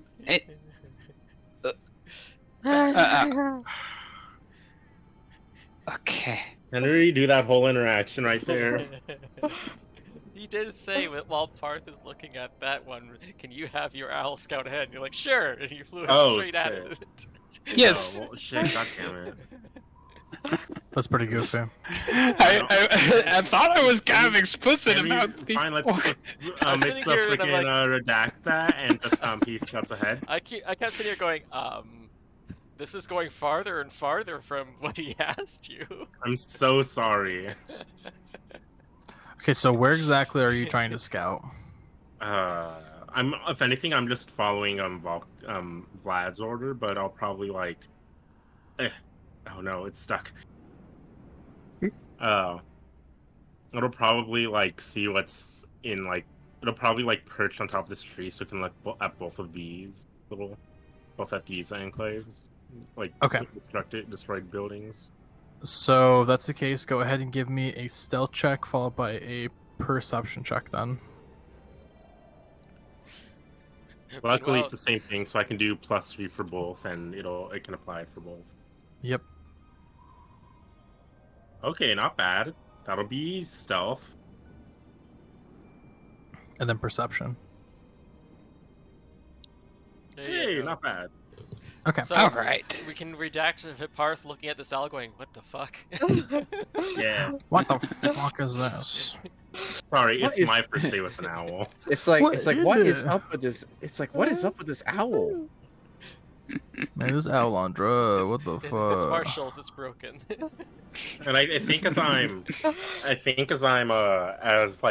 as I'm just taking control of, like, as I peer in through its eyes, like I'm like kind of like I look like a bit like deep into concentration. Mm-hmm. Yeah. So as you fly by these other broken up and destroyed cottages, you are able to notice that more of these little blights or so, and just seeing that they are sprawled about within the shrubberies, but they're pretty easy to like identify once you've seen the first one or so. Paarth's probably thinking of this owl like Marshall's but living writing utensil. Oh no. It's like, How great, far am I from it? Marshall's though? living writing utensils, getting itself in I trouble. am within 100 feet of it, so I can make it cast a spell. Oh, when it's in a range of touch, never mind. Yeah. Yep. And yeah, the spell has to have a range of touch. As long as the familiar is within 100 feet of you, and the spell is a touch spell, it can be cast. Yep. Sadly, I have no touch spells that aren't just utility, which, I mean, to be fair, a lot are, but none of the ones that, like, would help us. Yeah. If it So was- I do have like 30 minutes before I have to dip out for a quick sec. Oh, but okay. so just just make sure we can get everything going quickly. All right. Yeah, it'll be a good point to call a break anyway. So. Yeah. Yeah. So anyone else want to do super quickly? Yeah, there. Marshall does relay that he spotted more of these creatures, right? Yeah. Yeah, you also have to consider if you move the horses in the cart, it's going to generate a lot of noise. This is not very good. This many of these creatures about. We're going to have to be very, very quiet, or we'll need to probably take them out one by one. Hopefully Ooh. quickly before the other ones notice. So at that point, Vlad tells Paarth to hold position, and he breaks the visual connection. And he looks to the rest of the group, going, "Well, as of right now, based off of what I'm hearing, the one right here next to us is a bigger threat because it is larger than the rest. So, if we do something about that one now, it will draw attention to the rest." And what- Possibly. These kind of in a- things, what are they called?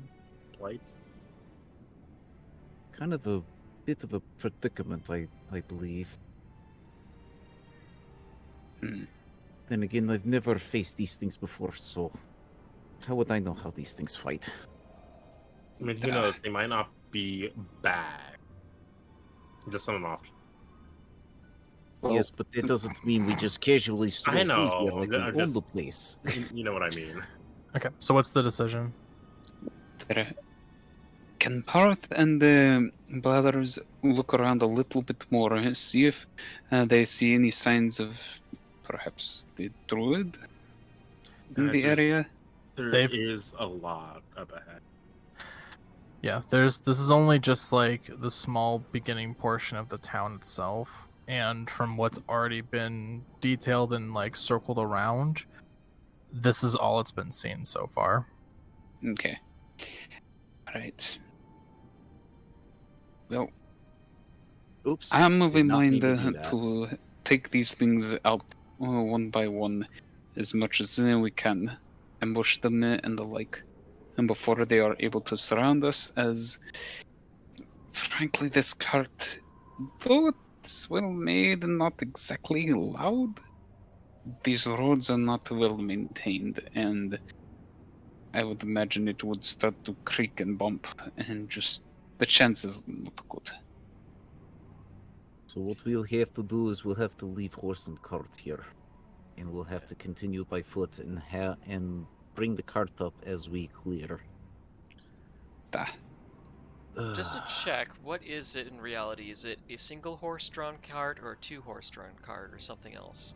It's a 2-horse drawn cart, like basically just like standard like wagon, like wagon carriage or something like that. Like trying to find the best way of phrasing it, but just like Covered a 2-horse caravan. drawn carriage. Yeah, caravan. Yeah, Yeah. I'm just using it for reference. That's all. Besides, unless somebody has passed without trace, there's no way we're making them horses disappear. Mm-hmm. Yeah. I mean, I was gonna say who's say we don't have it, but none of us do. Let's see. Paarth can make the Good horses to learn disappear, about. but Paarth can't make the cart disappear. Mm. Okay, so final decision: are you guys just continuing forward, or like bringing the horse, or like? Screws, I vote for finding a safe place for the horse to be while we take care of the immediate threat. I have a quick question. This blight thing, the big guy, is this something that has lots of holes and gaps and knots in it? For the house itself, or like The creature itself, like, so a human being, if I was to drop pebbles on it, the pebbles will fall off a human. Is this thing something where if I was to drop something on him, I could actually, get it caught in its side of it? More than likely not, as the creature itself is a like kind of grotesque like combination of like twigs, standard wood, and foliage, with a lot of its leaves just kind of broken off. So it does just kind of look like the one that you see is in fact like what looks to be like an arbor, like broken up like tree that is walking on two legs. Okay, so if I was to drop my caltrops, I can't get them caught inside of him. More than likely not, no. Darn. I thought of a really ingenious way of dealing with that thing. But unfortunately, it relies on the caltrops staying in there. Right. I guess best way to go about this would be to guide horses to safe spot, and then we have to continue on foot. Well, this area seems relatively safe, and I would imagine they will not put the sign up so close to the normal areas where these things walk about that by the time you've seen the sign, you would already be in grave danger. I wonder if putting horse and carriage, and he points to this tree right here, where I've got the my little orb around it. I wonder if over there would be good spot. What do you think, Norelor? You think that would be good spot? She takes a look around the tree. Is there anything that stands out that could be dangerous? From with your passive perception, not really. It just looks like standard tree on the outskirt a little bit. A lot of this is just open plain over here, so there's not anything that's too like dangerous. So it looks to be good from what it looks like. That does seem to be a good spot for them. Okay. Why don't we put horse and carriage there by that tree, and we can proceed on foot? This seems good. Okay, so I'll say for purposes, I'm just going to hide it, so it's not going to be visible to you guys, but it's still going to be there. So I'm just gonna do that because your horse is pretty hidden, at least in that general area. So there you go. And then you are free to proceed on foot. All right. Then we should probably take care of this thing here before we go much farther. Just understand that if we start dealing with this one here, the others that Blathers found may follow. So we may get company. Yes. I am concerned if we... I am concerned that if we try to sneak past everything, that we may end up being surrounded. I'm just forewarning you of potential circumstance, so... Yes. Me personally, I'd say deal with them here and now, but that's the risk. We could get more coming in later. It'd be them all coming in pretty much one direction versus them surrounding coming in all directions, I would think. So unless if you spellcasters know good ways of making fire, because I certainly can't. The only spell I can think of being relevant would be my silence spell. But I don't see how that would help much right now.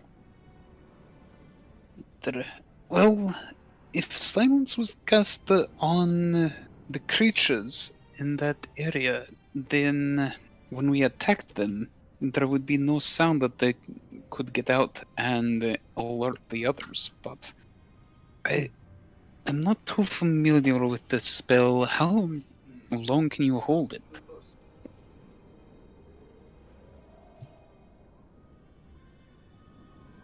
There, and can you move it from location to location?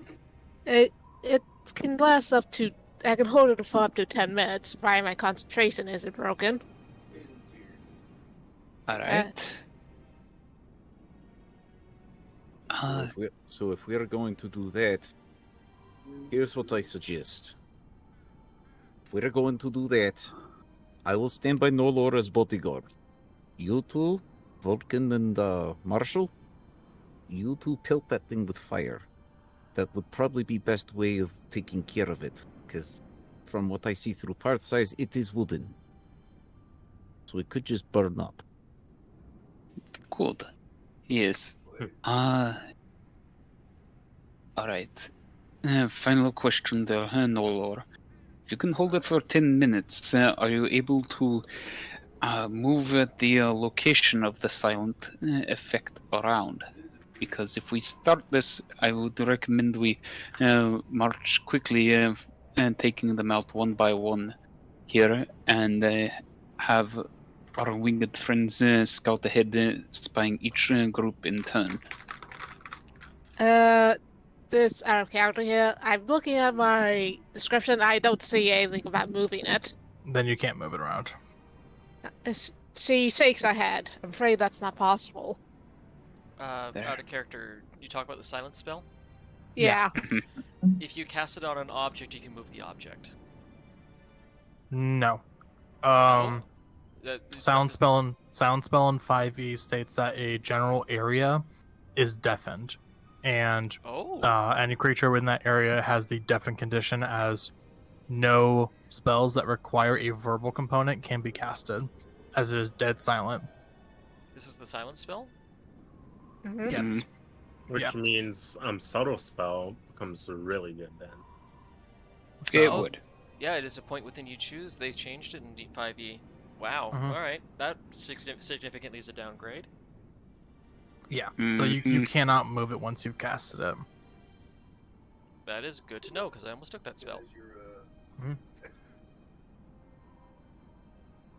mean, it's still decent, like, but it's not as best as it could be. Not being able to move a silent spell is problematic. Yeah, but if you're in like an enclosed space, then not being able to move it poses no problem. Time to start rolling. Yeah.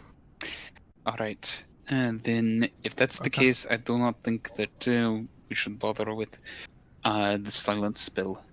It would give us this one and this one only. Do not want to waste your magical abilities. The thing is, I could ritually cast it if need be. I don't necessarily have to spend a slot. Ritual, how long is the ritual version? An hour? From my understanding, when you cast it ritually, it takes 10 times longer. It's one action. 10 minutes to it, actually.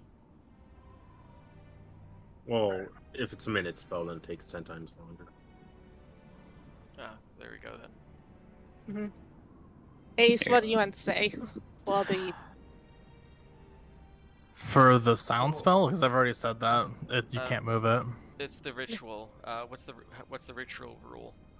So it just means that you add 10 minutes per spell level, and then you can cast it without using a spell slot.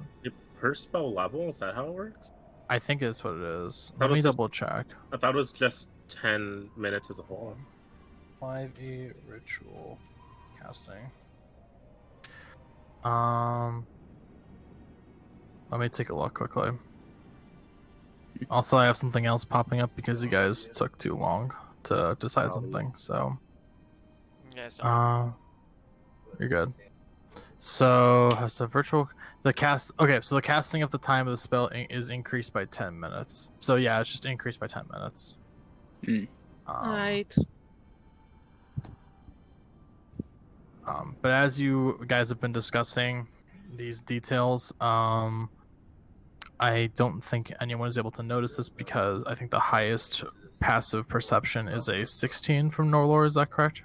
17. 17. Okay, that still does not meet it. So, as you have been just generally discussing these details, and making sure to actually get things going, you do not notice that Norelor, you see that one of the brush and bramble does take a swing at you. As let me go ahead and reveal it here. Other So, than behind us. Yep. That's way too big. It's not supposed to be that big, so just be patient. Ooh, yeah. Oof. Yeah, yeah. No, I don't it's, think that's, so. it's not supposed to be that big, so trust me, it's supposed to be this big. That is a really sneaky big guy. Yeah, Right. they come in that size, which is really weird. It's like you're like the biggest fucking tree ever, but part of the bush that's around here started to move, and it does seem like two of these little guys do attempt to make an attack against Norelor, due to being surprised. So, Norelor, what is your AC? Okay, I'm just gonna say she doesn't have the shield out yet, so Okay. Well, one. Well, it is on your back, and they're attacking your back. Ooh, should I silvery barbs and it's he we need to know that it's happening. Yeah, true. I don't realize it's happening. Yeah, you don't realize that's happening. This is a surprise round. But yeah, so one succeeds, the other gets a critical hit. As you see from the first clawing at what looks to be the midsection of your the back of your thigh, as a claw gashes into your leg, which we have that set for double dice. As a total of 6 damage is dealt to you, as you do see from behind you, like, a bit of that bramble that was described does kind of like wince at you and moan a little bit, and like a kind of like a ghostly way, as these wooden spikes get pulled out from you, feeling as if it was really rough of it getting pulled out. As I need you to make a Constitution saving throw. Like, And then once you've done that, then I need everyone to roll initiative. Okay.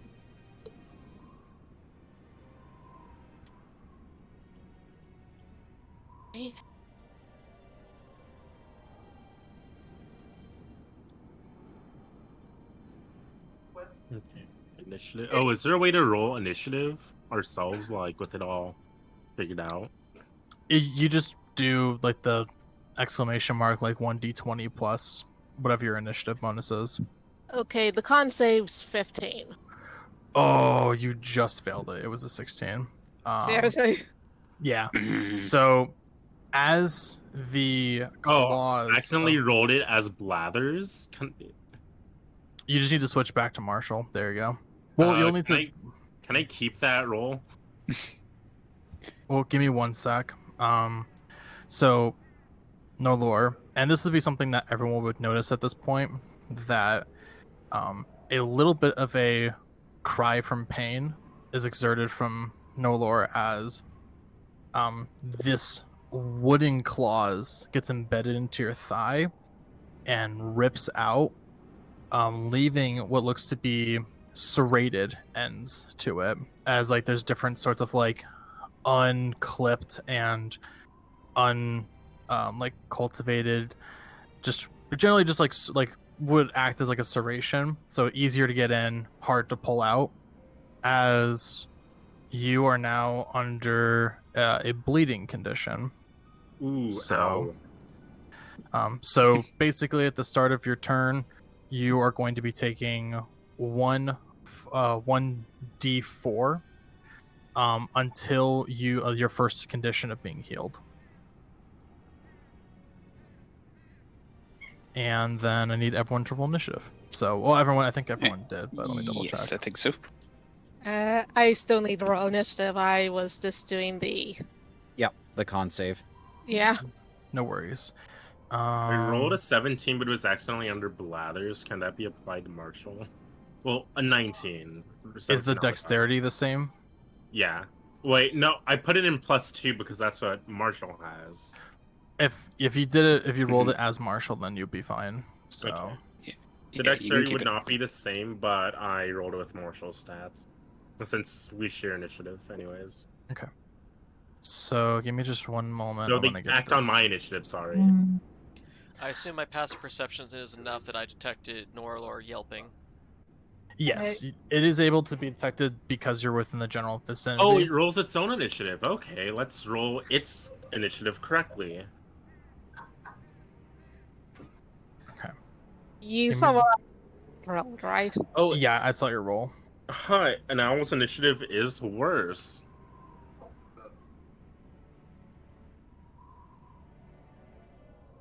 Okay, this is correctly. This is Blathers. This is. Ooh. Oh, They very literally go nice. right after each other. Well, there you go. Okay, so got it for that. Get it for these. Okay. And then there are 1, 2, 3, 4. Okay. Ooh, okay. When was that break that you need to do, Ace? In like basically like 10 minutes. So what I we'll probably can hold do out 10 is minutes. yeah, I'm just gonna go ahead and set up for combat right now, guys. We'll go ahead and go on break, and then afterwards we'll go ahead and hit up and proceed with combat. So Oh, so Okay. we should break right now then? not yet. I want to make sure that everyone in chat Ah, knows what the combat is, and we have it pre-set up. Then we'll go to break. So good. and then just to help me out a little bit, I'm just gonna call out initiative. I see you guys rolled it in chat, but I have a couple numbers to deal with too. So just, did anyone roll a 20 or higher? What's called my Blathers. Owlid. Blathers did. Okay, so Blathers, you got a 20. Anyone else? Ellis got a 19, but... Yeah. Okay, so just Blathers for the time being. Where are you at? Where's your bird at? What the fuck? Oh, it's right Bird's still here. on the tree. Okay, 19 to 15. I wait, believe that 19 to 15, I believe that be Ellis and Davwyn. Paarth. What's your Marshall initiative? and Paarth. Marshall and Paarth, yeah. What's Paarth's initiative number? 18. Bonus? No bonus. I mean, 2. Oh. It's right in my dice roll. we Mhm. both Hold on a have sec. to. Let's have the what's it called the familiars go first. No, dude, No, Sorry. Elias. Davwyn rolled 18. You Oh. rolled 19. Oh, I did not hear that. I thought what's it called? Do you have your chat messages up for Tailspire? Yeah. Yeah, you really should open it because it literally is showing all of our dice rolls right there in plain Oh, view. I misheard. I thought you rolled an 18. You had a +1 to your. I No, thought you got an. I'm just rolled calling an out 18 totals. total. Sorry. I'm just calling out totals right now. I'm sorry. So Marshall 19, Paarth 18, Then it goes. Okay, so anyone else within 19 to 15? Mm-mm. Negative. Yes. Or sorry, to 15. No. Continue on. Okay, cool. Then it would also be this one. Okay. So I do see between 14 and 10, it's 14 Breaker and then Aeros 12. That is correct. Yes. Okay. And then So poor Renewza is at the very end. yeah. Which unfortunately would lead to doing something like this. Which it would be Breaker followed by this one, and then followed by Aeros. Wait, this is 1, 2, 3, 4, 5, 6, 7, 8, 9, 10. So 1, 2, 3, 4, 5, 6, 7, 8, 9, 10, and then Renew's the last. Okay, so turn order is applied, and now we got that taken care of, guys. At this time, we're just gonna go ahead and go on a bit of a break, like 10 or 12-minute break, just that way we can go to the bathroom, get some extra water, refresh ourselves, and then we can get on to a combat. So with that being said, Breaker, I know you have wards on stream, so Yep, I'll get that up here. Yep. So we'll be back 5 minutes after the hour, roughly around then, because I have to just take care of something super quickly, but I'll try and be back as fast as I can. So, but all right, yeah, we'll see you here 5 minutes after the hour. Sounds good then, guys. We'll be right back.